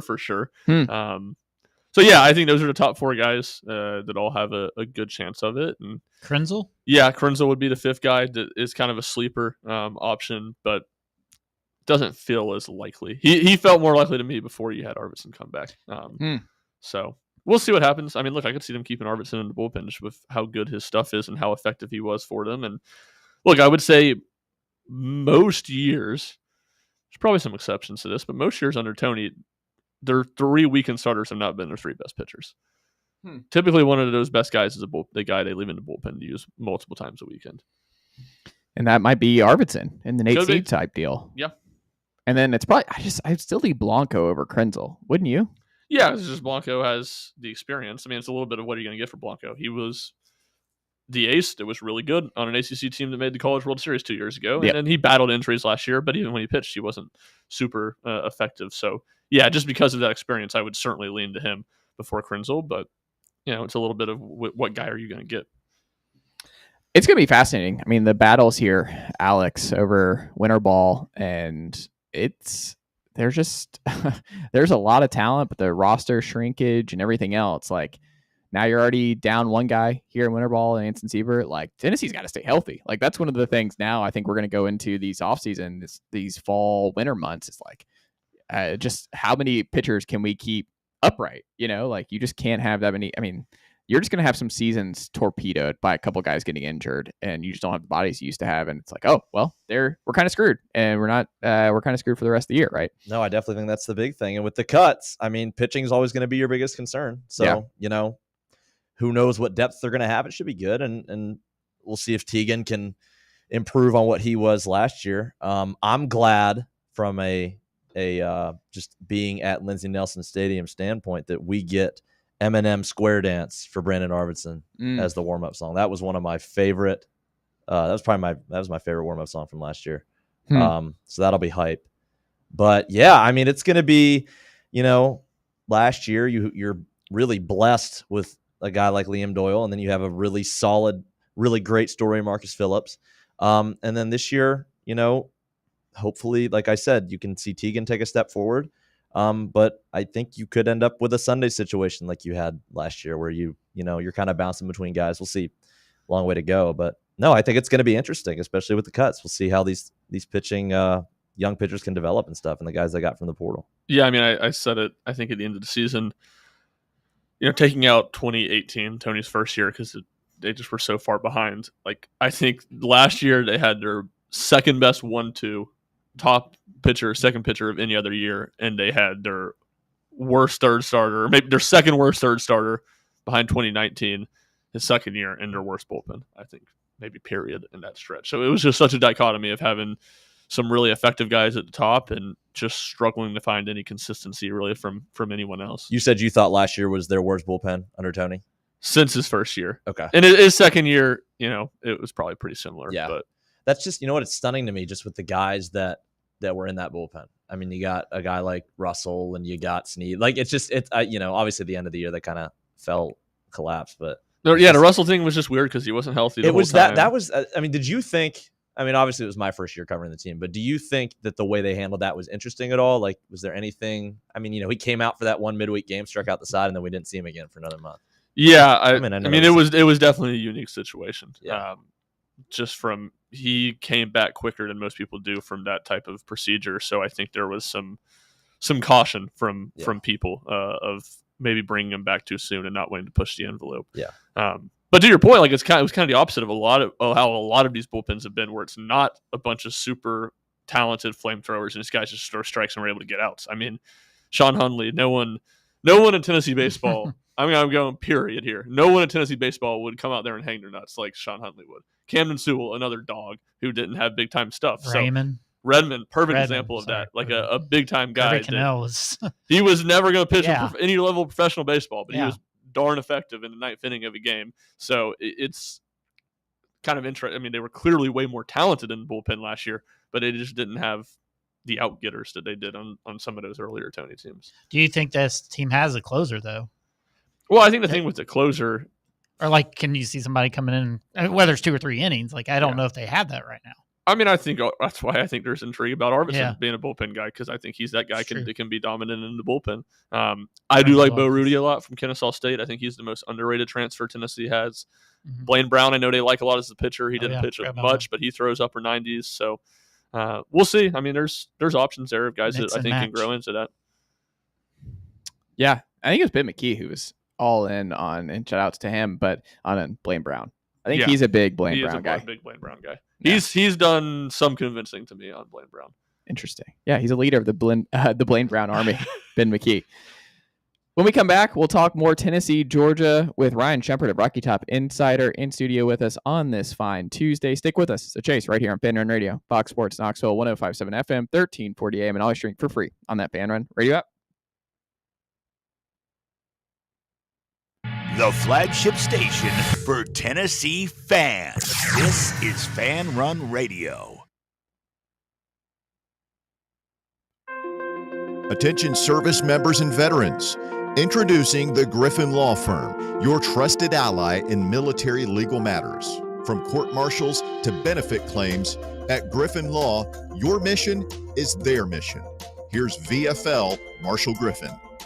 As a veteran and retired military attorney, I've successfully defended lifelong benefits and helped preserve professional futures. So I know that when you hire a military justice lawyer, you maximize your chance to get relief. With my unique experience, I can advocate for you because there's no military matter that's too big or too small. Let us help you make these critical decisions that could affect the rest of your life. Remain silent. Request counsel. Call Griffin Law. For a free consultation, call 888-707-4282. That's 888-707-4282. Or just visit griffinlawdefense.com. Hey Knoxville, Surfside iced tea and vodka made with real brewed tea is only 100 calories, 2 grams of sugar with no bubbles and no troubles.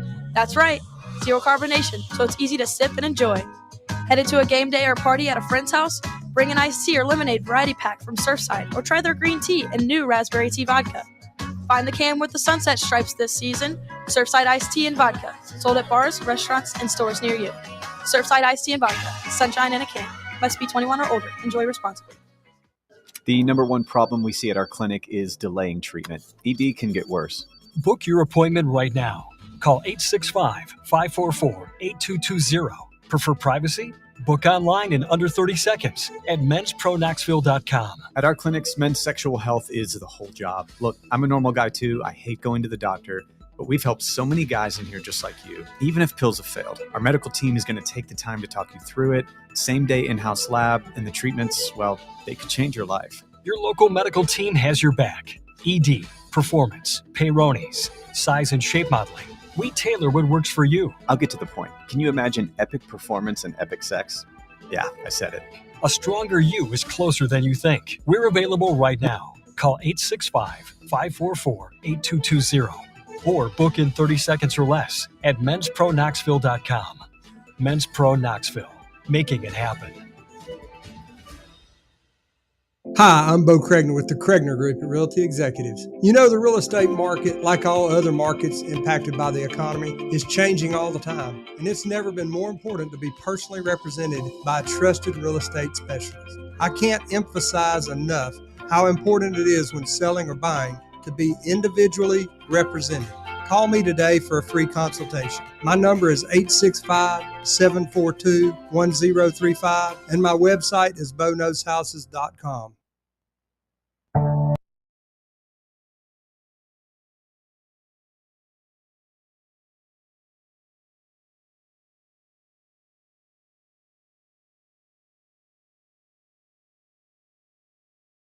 It's a Chase right here on Fan Run Radio, Fox Sports Knoxville, 105.7 FM, 1340 AM, and always streaming for free on that Fan Run Radio app.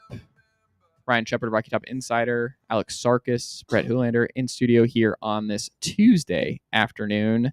It's Georgia week. The vibes continue to, I don't want to say improve, but Tennessee fans feel really good about I think they do. The vast majority feel good about Tennessee, because I think you hear Aaron Murray at the Knoxville Touchdown Club, old friend Aaron Murray. He's talking about it. Dear friend. I love Aaron Murray. Aaron Murray's great, but I do look at just the Georgia skepticism. Like I was talking to some Georgia people yesterday, and it's just kind of, there's a lot of discomfort from the Georgia side of things about what they've seen the first 2 weeks. And I don't know.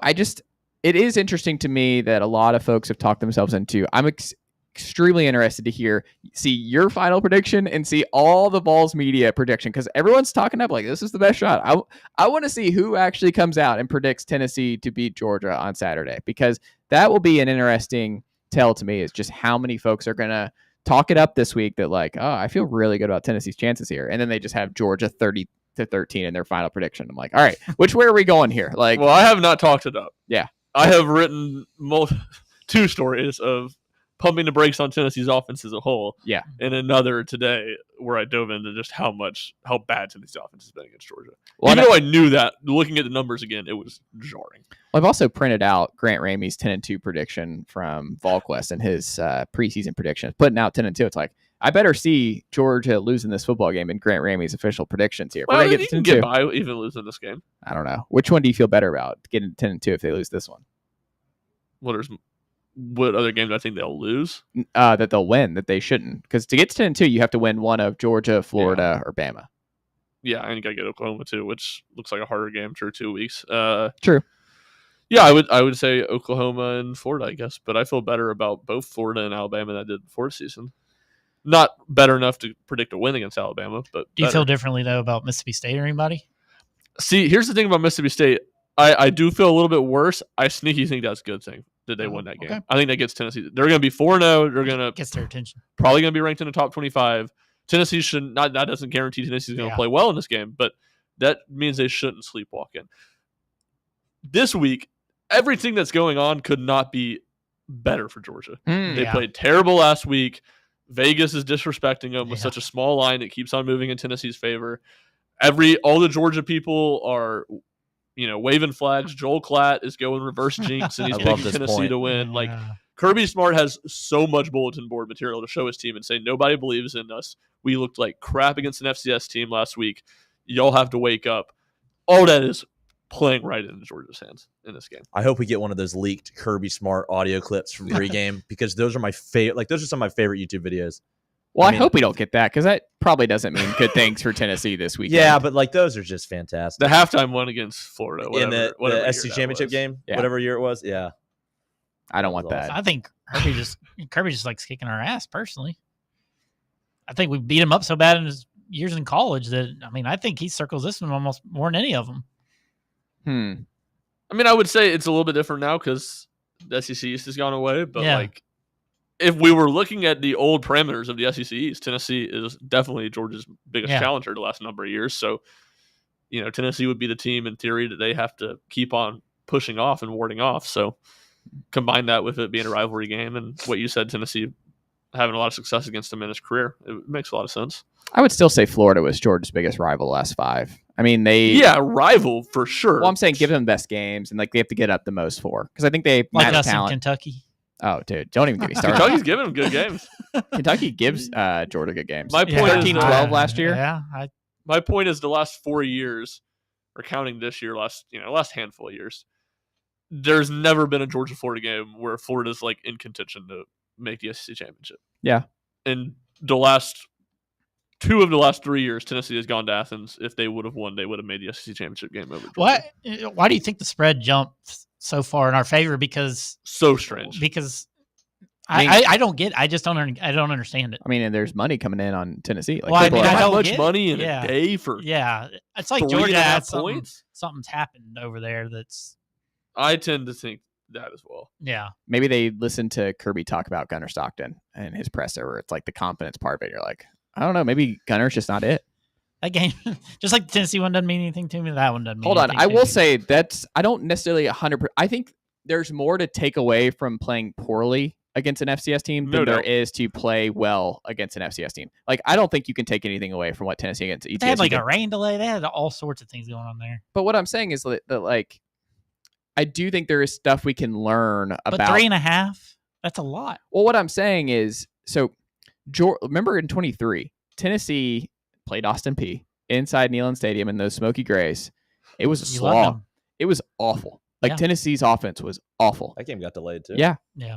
And guess what? Tennessee's offense struggled the rest of the season. That actually was an indicator that Tennessee had problems offensively. Like, the Austin Peay actually did unveil some stuff about, hey, we're going to slog our way through Texas A&M. We're going to slog our way through a whole lot of games this fall. Like, but you yourself, you said this is a better Georgia defense. I do think this is a better Georgia. Yes. The run game's there. Like, they got better skill positions. Like, I don't understand it. The receivers are better. I do worry that's part of the reason why you can't just mess around with Boo not starting. Like, you just especially when you're down your best two corners. Yeah, 100%. I am kind of like I have not been a Boo defensive guy. I have to play him. This is a game. I feel like with Zachariah Branch, because to your point, you said Boo's one of the two best athletes on Tennessee's team. I think he is the best athlete on Tennessee's team. Mm-hmm. And Zachariah Branch, I don't know Georgia's roster that great. I would guess is one of the 2 or 3 best athletes on that team. This is a game I want him playing a lot of snaps because they just have bodies, and we talk about how physical. And I was on a podcast yesterday talking about this, where so one of the things that Tennessee has not done well to this point through 4 years offensively is that Tennessee's receivers have not handled press man and Georgia corners at all. Like, Georgia is not going to get called for those. Like, Georgia's a physical bunch on the perimeter. They're going to make the refs call it. Like, they are going to be all over these young receivers. And Chris Brazzell, let's see what he looks like when he's got Dalen Everett all over him. And let's see what Braylon Staley and Mike Matthews is true redshirt freshmen here. Like, It's a big spot. Like, they're going to have to get open and beat some physicality. They don't have to do it a bunch of times. Like, they're going to lose probably more often than win in those one-on-one spots physically. Absolutely. But you just got to take advantage when you do break through and when you do get off. Like, you have, because like that's the one thing that's forgotten in 22 is Tennessee actually had some guys open down the field that were some drops. They just didn't take advantage of the 6 plays where Cedric Tillman got open, Hyatt got open. A couple of them were drops, a couple of them were missed balls, but like they were dropped. There were some touchdowns there that were just. There were drop touchdowns. Tillman, I'm pretty sure had one. I remember the only one I remember is early in the game. Tennessee had Hyatt deep open and Hooker overthrew him. That's the only one I remember of being. But that was a touchdown if you hit it. But that's what I'm saying. Like it's just a fine line against Georgia. So it's like when you get open on Saturday, because they will get open sometimes.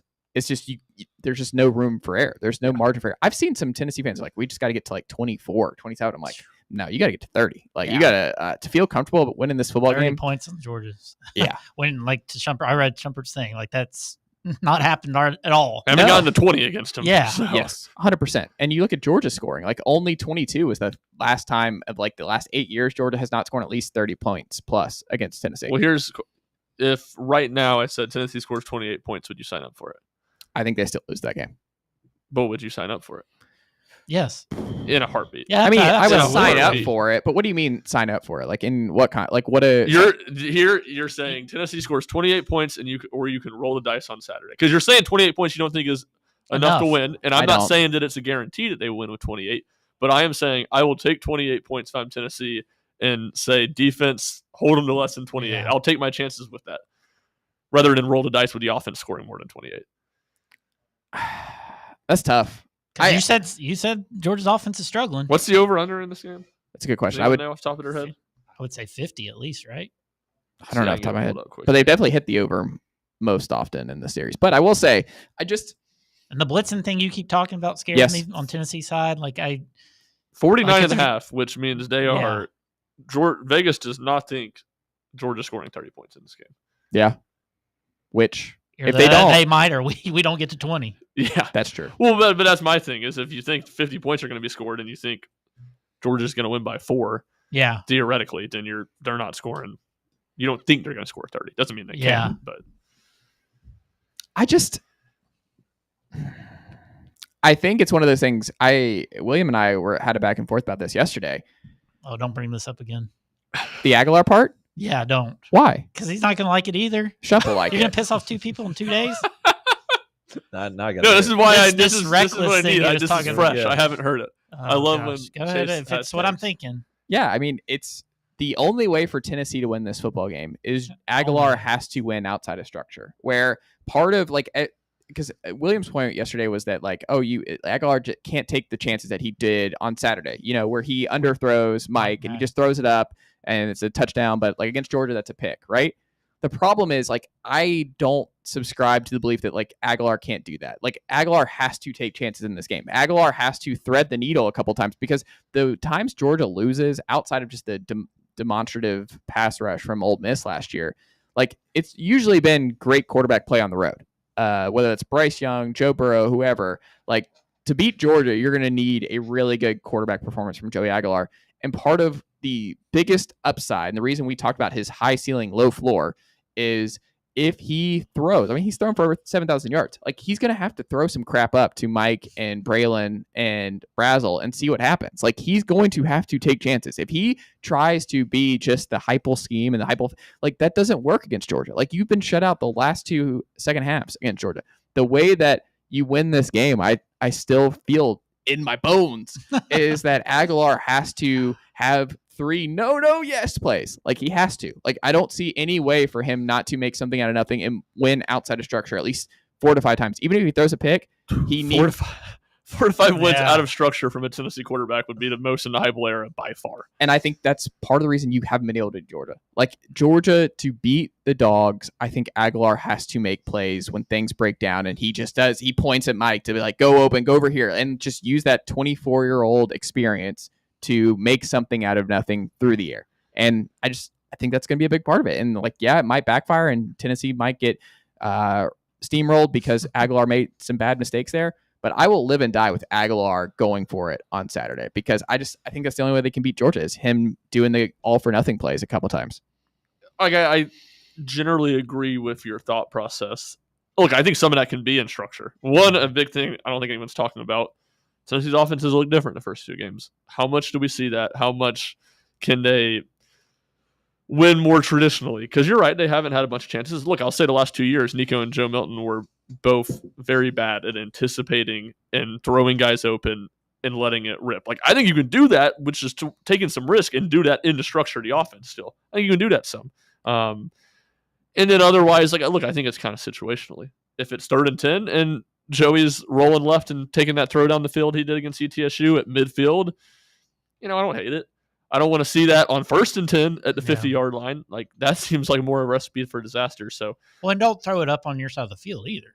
Be on that side of the 50. Yes. So where if you do throw long, it's picked, it's a punt. Yeah. Don't make mistakes on our side of the field. Yeah, or at least within your own. Give them a short field, things like that. Does Heupel go for it from his zone 10 on Saturday for in that spot? Which game did he do that last year? Florida, right? Florida. Yeah. That was. Oh, that's right. Reckless. That was not. That was not aggressive. I don't even know how many shots are going to be there for the taking. Georgia that's feels my thing, I think they're just going to keep 2 high safeties and just ask us to run it and try and run it, and we're going to have to force them to make those shots downfield, and we got to see if we can beat man coverage, different things like that. We haven't seen that stuff yet. That's my thing. Is he going to have the chance to make those plays? Yeah. Against those Georgia DBs. But if they're off script, like he's saying, then maybe rolls out. Yeah, everything breaks down. You're saying you want the Mike Matthews, what he did on Saturday. Yeah. I want that. Yes. I don't want that the whole game. That's not sustainable. That's what I'm saying. You just want it this week, really. It's kind of, you don't even want it the whole year. No. Yeah. That I want it this week. I want him to uncork everything. I want him to play reckless. So let me ask Saturday. you this. Do you think, has he shown you enough through 2 weeks where you think that is a plausible thing that likely could happen? Likely, no. Plausible, yes. Okay. I think he has the best shot of any Tennessee quarterback thus far to make those kind of plays outside of structure. No, I agree. But I just how do you feel about the game in general? Are you more leaning that? That's kind of what I wanted to hear here. It is funny. Chase started this segment by being Tennessee people are really optimistic. Well, then you gave him 28 points. He's like, we got more. Well, we have more. He's saying that, and I don't know exactly how Alex feels. Now you know how. But I go, the other 4 people or the other 3 people on the show, I know do not feel good about Tennessee's chances. I think the fans feel good about it. What I'm saying is, like, we're looking at this from analysts' perspective here. I think if you polled most Tennessee fans all around Knoxville this week, I think most feel pretty good at, like, they're cautiously optimistic about this. I'd agree. I think that's a little bit of just fan. It's being a fan in general, and buying too much into Georgia looking bad against Austin Peay. That's my thing. Is I think people are buying way too much into that, and you look at that game. There's a delay, and obviously they didn't score the amount of points. But I don't know. I think this is a Kirby Smart coach team, and I think they're going to come in here and do what they've done. Here's the real thing, and we'll go to break. Georgia does have real problems in the offensive line. Like, they're starting. They had that last year. Not to this extent. They played 10 guys through 2 weeks, and the right side of their offensive line is bad. Like, I think with Ernest Green, Bo Hewley, Juan Gaston was out last week, true freshman. Is he going to be at right guard, or is he going to go one-on-one against? Yeah, like, I don't know. I think Tennessee, Jordan Ross has been really good through 2 weeks. I think you're going to see him to continue. Joshua Josephs has been fantastic through 2 weeks. If Tennessee wins in the trenches, and I think Tennessee's offensive line has been really good through 2 weeks, that if Tennessee can win in the trenches, they'll have a real shot here. On both sides? On both sides. And I think they have the best shot they've had in the Heupel era. Breaking. If team wins in trenches, they'll have a chance to win. And when you got the David Sanders thing, what are you doing there? I mean, I think you have to. I mean, if he can go, I think you rotate probably. But you don't start him. I wouldn't start him here. Okay. I'd rotate him in, though. He needs to play. But I would not. Injury reports tomorrow. I can't wait to see it. I mean, we thought that's what he said, at least. I was gonna say. I mean, we still won't know until Saturday. Like, Friday night, we could get it. Game time. Most of the time last year, we got the final decisions on Friday night. Okay. Yeah, we still I just don't think we're gonna have a final answer on David Sanders tomorrow. That's gonna be later this week. Yeah. No, I don't expect. Of the guys that we don't just already know about, I don't really expect much of anything. Jackson Moy is probably the most interesting tomorrow. Who? Moy's gonna play. We don't know that. The other sneaky one no one's talking about is Tyree Weathersby. Yeah, that was a weird one. Because if you're going to slide Dominique Bailey in to play defensive tackle, you need Weathersby to be able to split those snaps with Tyree West and not have to rely as much on Marion Dye. Marion Dye looked good, though, man. He did. I just worry about us wearing down even if those guys are there. Like, those guys were there, and you still had those 2 guys playing over 60 snaps against Syracuse. That's not good against Georgia. Yeah, but Moy wasn't there. I mean, he played what? Nathan Robinson looked good, and Isaiah Campbell got some snaps. What did he get? Like 10 snaps? He was hurt. Nathan Robinson. Oh, Robinson last week or 2 weeks ago? Well, like 2 weeks ago. 2 weeks ago he played like 30. Yeah. Oh, did he really? Oh, okay. Because he went in and out. It wasn't like he just got banged up, but he just got banged up twice. But he did play a healthy in numbers. I got you. So I mean, Nathan Robinson's a good player. I think they've got. I mean, I really wish we had David Hobbs for this game. Out of all the guys you could potentially get back, man, I wish you had one more big time interior piece. David Hobbs is the one that hurts. I just feel like the offense needs to stay on the field as much as they can. The tempo stuff scares me a little bit, especially if you're getting pressure. I don't know. Quick drives, but I don't know. I think the best version of Tennessee is quick drives. Like, that's how they score best. Is quick. It's hard. You saw there's a reason. Tough balance. It's a tough balance to walk, and more often than not, it's okay for Tennessee against Georgia. I mean, I think you have to take the points when you have them. So if you have 3 touchdown drives that last 2 minutes, hey, you don't apologize for it. I mean, I agree. Yeah. So we got to do. I mean, you take points against Georgia, whatever way you can go. yeah, certainly. It's just when you try it, if you play fast and you don't get points, that's when you set yourself up for trouble. 100%. Or more trouble. When we come back, we'll put a bow on this Tuesday edition of The Chase. Stick with us. It's The Chase right here on Fan Run Radio. Fox Sports Knoxville, 105.7 FM, 1340 AM, and always stream for free on that Fan Run Radio app. Congratulations. You found sports radio that doesn't suck. This is Fan Run Radio, Knoxville.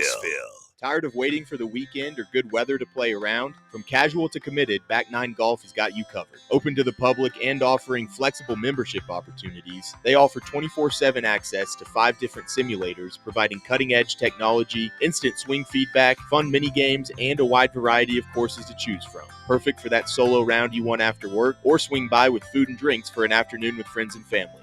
No stressful tee times, no rain delays. It's Back 9 Golf your way. Book your tee time now at theback9golf.com.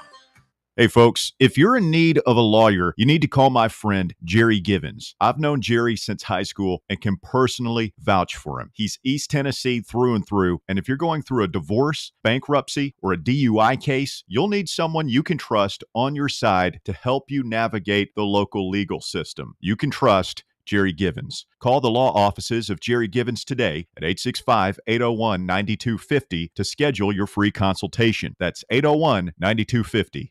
Running a business, coaching a team, planning your next big event, you need more than just gear.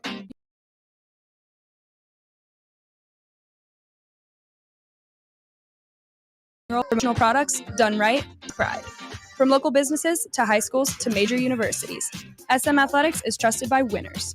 Get real service, get real quality, get noticed. SM Athletics and Logo Solutions, where your brand comes to life. Visit smathletics.com and let's build something great together. Today, we raise a glass of Jameson Irish whiskey to the sport of football. Hear, hear!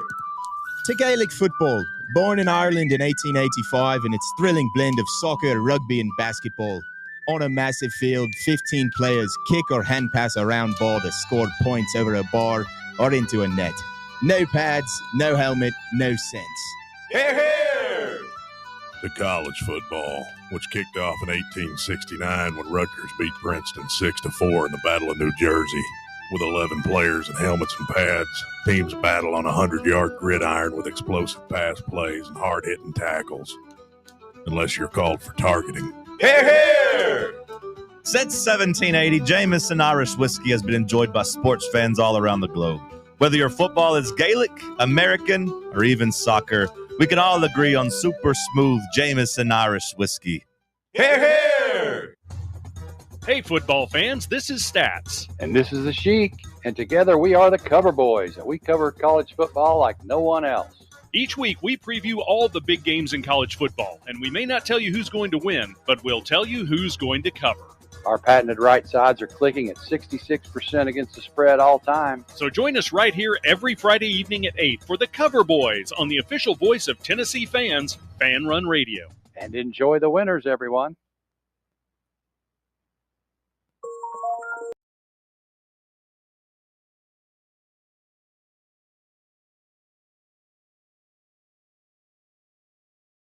Right here on Fan Run Radio.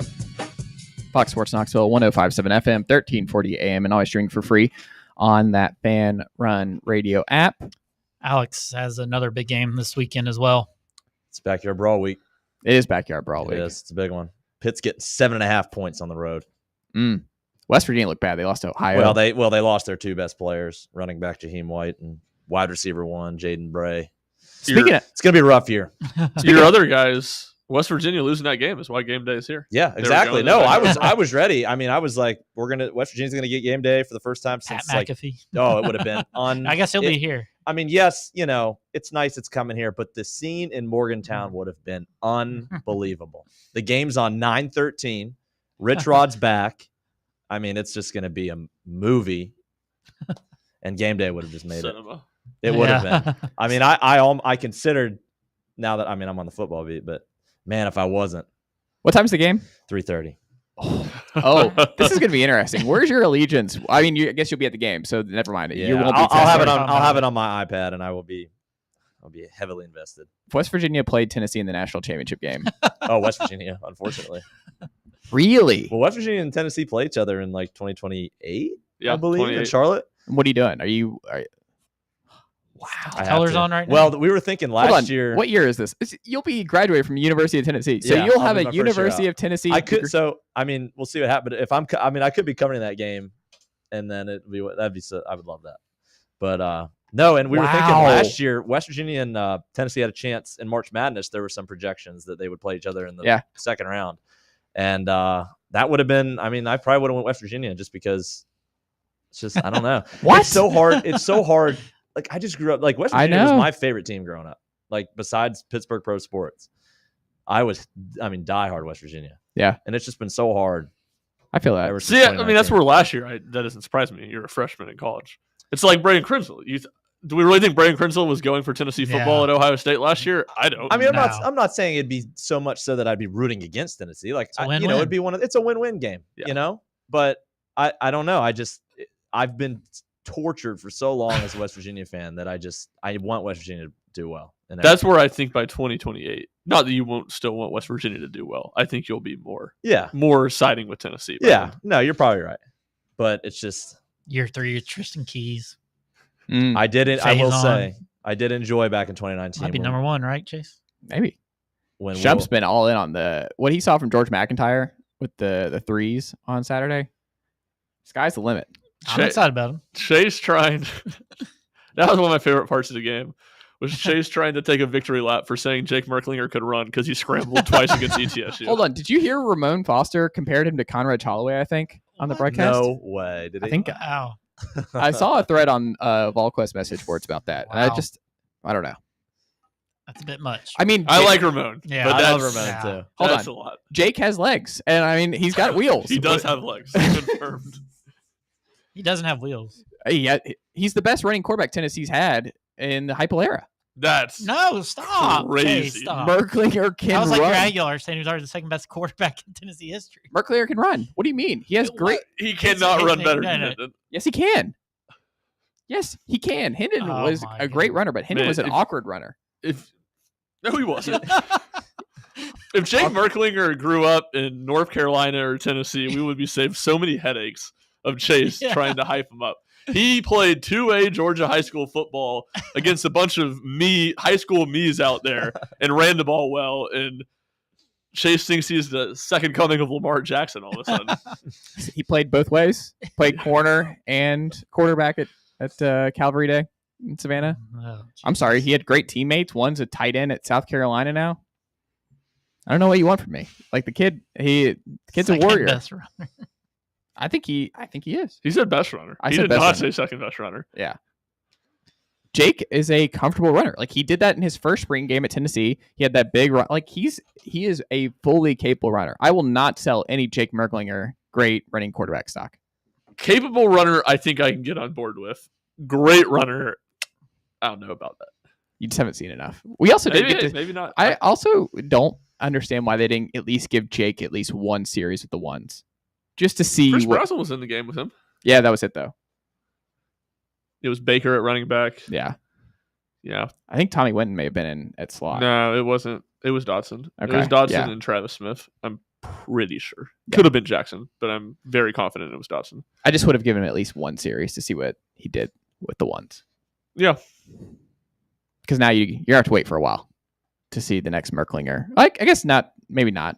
UAB has been spicy a little bit, so I don't know. UAB, who were they in a dogfight with? Was it last week or the week prior? It was the first week of the season. They were playing an FCS team and they barely won. No, I'm talking this last week. They were in a game against somebody relatively good. Who were they playing?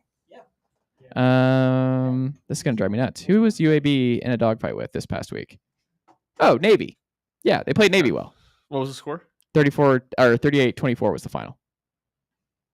But it was a close 2 touchdowns against Navy. Okay, well, the point is they were close for a little bit. I'm just saying you may get more Merklinger against UAB. We'll see. I mean, that's. I feel very confident we'll see Jake Merklinger against UAB. Okay, hopefully with some ones there. But I doubt it'll be ones though, because to your point, if you're going to get them in with the ones in a game, it would be a game like ETSU when you can play your backups so much. Where if UAB, let's just say theoretically, I don't know, I wouldn't be shocked if they could get it to the backups to start the second half. But if you need them through. If you only got one quarter of backups, you're probably not going to give the starters a drive with Merklinger and then not give those backups at other spots less reps. True. We got Roberto on hold. Roberto from Maryville. Yes. Roberto, how are you doing, my friend? I'm doing well. It's Roberto from King Maryville. King Maryville. Okay. Thank you. That's its proper name. Oh. I wasn't born in Maryville, but I got there as fast as I could. So, guys, I have one logical theory as to that, and then one fan theory as to that. The query about Merklinger. Yes. Yeah. So, my logical theory is what you guys basically just said. Merklinger's running with the twos. They need to have twos get some more run, and right now you cannot risk your ones getting hurt. You just simply can't. We're decimated already. Like we've lost I don't know if Jackson Moy is going to play this weekend. I hear he is, but then again, what do I know? I'm pretty sure Ricky Gibson's done for the year, and everybody's kind of hinting at that now. So let's just assume those two things are true. You just can't afford. Josh Heupel would never hear the end of it if we're blowing a team out like that, and he's running once and somebody that's very important gets hurt.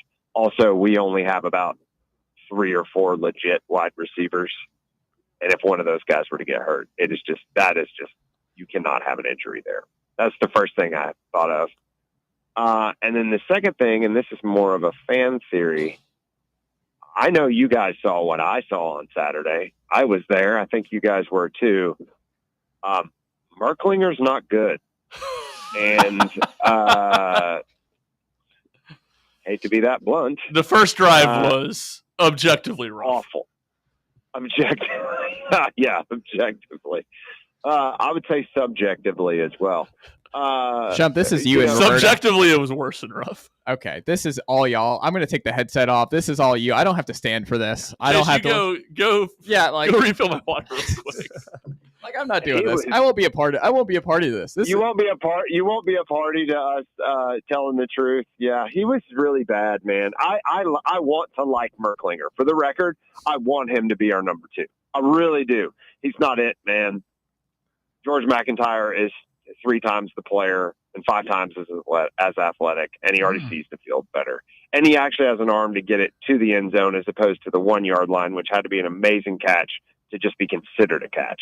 Yeah, look, Roberto, on Merklinger, I'll start on that throw because I don't know if people who were in the stadium fully grasped how bad of a pass that was. It was so bad. Like, it was... I'll leave the studio. I will take the headphones off. We got like 6 minutes left. You gotta go read anyways. Everybody knows that. Yeah, you go. You know what? Y'all do your own thing. I will defend Merklinger. I thought he was much better in his second and third drive than he was in his first drive. That's fair. That's nice. I think just give him more reps. Can I see Merklinger with the ones once? No. Okay. Because No. I think that if it's in a game-winning situation, I really believe this. This is my fan theory, and you're bringing it around. Thank you, Chase. That's called teeing it up. Yeah. Or a segue. Yes. I believe that if Tennessee's in a later game situation, say not this weekend, but 4 weekends, 5 weekends from now, it doesn't matter who we're playing, and it's a close game, and we have a chance to win, and Joey Aguilar gets the stomach flu, it doesn't matter. In the middle of the game, because I'm not wishing any bad stuff, right? Mm-hmm. George McIntyre will be the guy who comes in to win the game. Can't go there. You gotta let Matt cook, or let Merk cook. Excuse me. Now I know you said it. That is subliminal messaging to yourself. No. Did you see what you just did? That was subconscious. Because you just said Mac, and I just went Mac, and Chase is one of the Merkmen. I am a Merkman. We were a good portion of the second half. There, you know what Freud would say about that. A good portion of the third quarter in the RTI section of the press box was us trying to nickname the players that were on the camps of different quarterbacks. And there's the Mac Attack, there's the Merkman, and there's the Aguilar Army. Yeah. Speaking of, can we go ahead and start? I hit it on Twitter today, and I was blown away when I opened it a little while. It's over 100 retweets, but I guess you don't call it that anymore. Reposts. We need to start calling her Abuelo Aguilar. I am so for his grandmom becoming like the epicenter of the Vol fandom and just lifting her up in an awesome way. She seems like a sweet lady. I got to meet her, and the mom is just incredible. They're just so happy to be a part of our fan base. It's like he got a reprieve. Ask Jordan Moore. You guys know him very well. Exactly what Aguilar's dad said. It's a pretty incredible story. Man, it is so exciting to have a family that actually wants to be here. It's really awesome. See ya. We appreciate the call, as always. See, we ended positive. A lot of good points. Well, I kind of zoned out in the Merklinger stuff, but outside of that, great stuff on the Aguilar family. He graded out at 87. I mean, he did grade out well. I will say he looked solid in those second 2 drives. The first drive was just it was. Wait, are you talking about Merklinger or Aguilar now? Merklinger. Okay, yeah, because Aguilar's grayed out top 3 nationally. Like I've been very, very happy about Aguilar through 2 weeks. We'll learn a lot on Saturday, but I just, as someone who is a big proponent of Jake Merklinger all summer and spring, Like you still have to like deal with the facts that you have. The facts that we have right now is Joey Aguilar's been awesome for Tennessee through 2 weeks. So we'll see what happens on Saturday. But Brett's done with the show. We'll talk about the backup quarterback. Brett's ready to go. Again, I'm doing my job. The Drive with Russell Smith and Bob Baskerville and the Bears up next. We're back tomorrow. Brian Sylvia on a Wednesday. Have a wonderful afternoon, East Tennessee.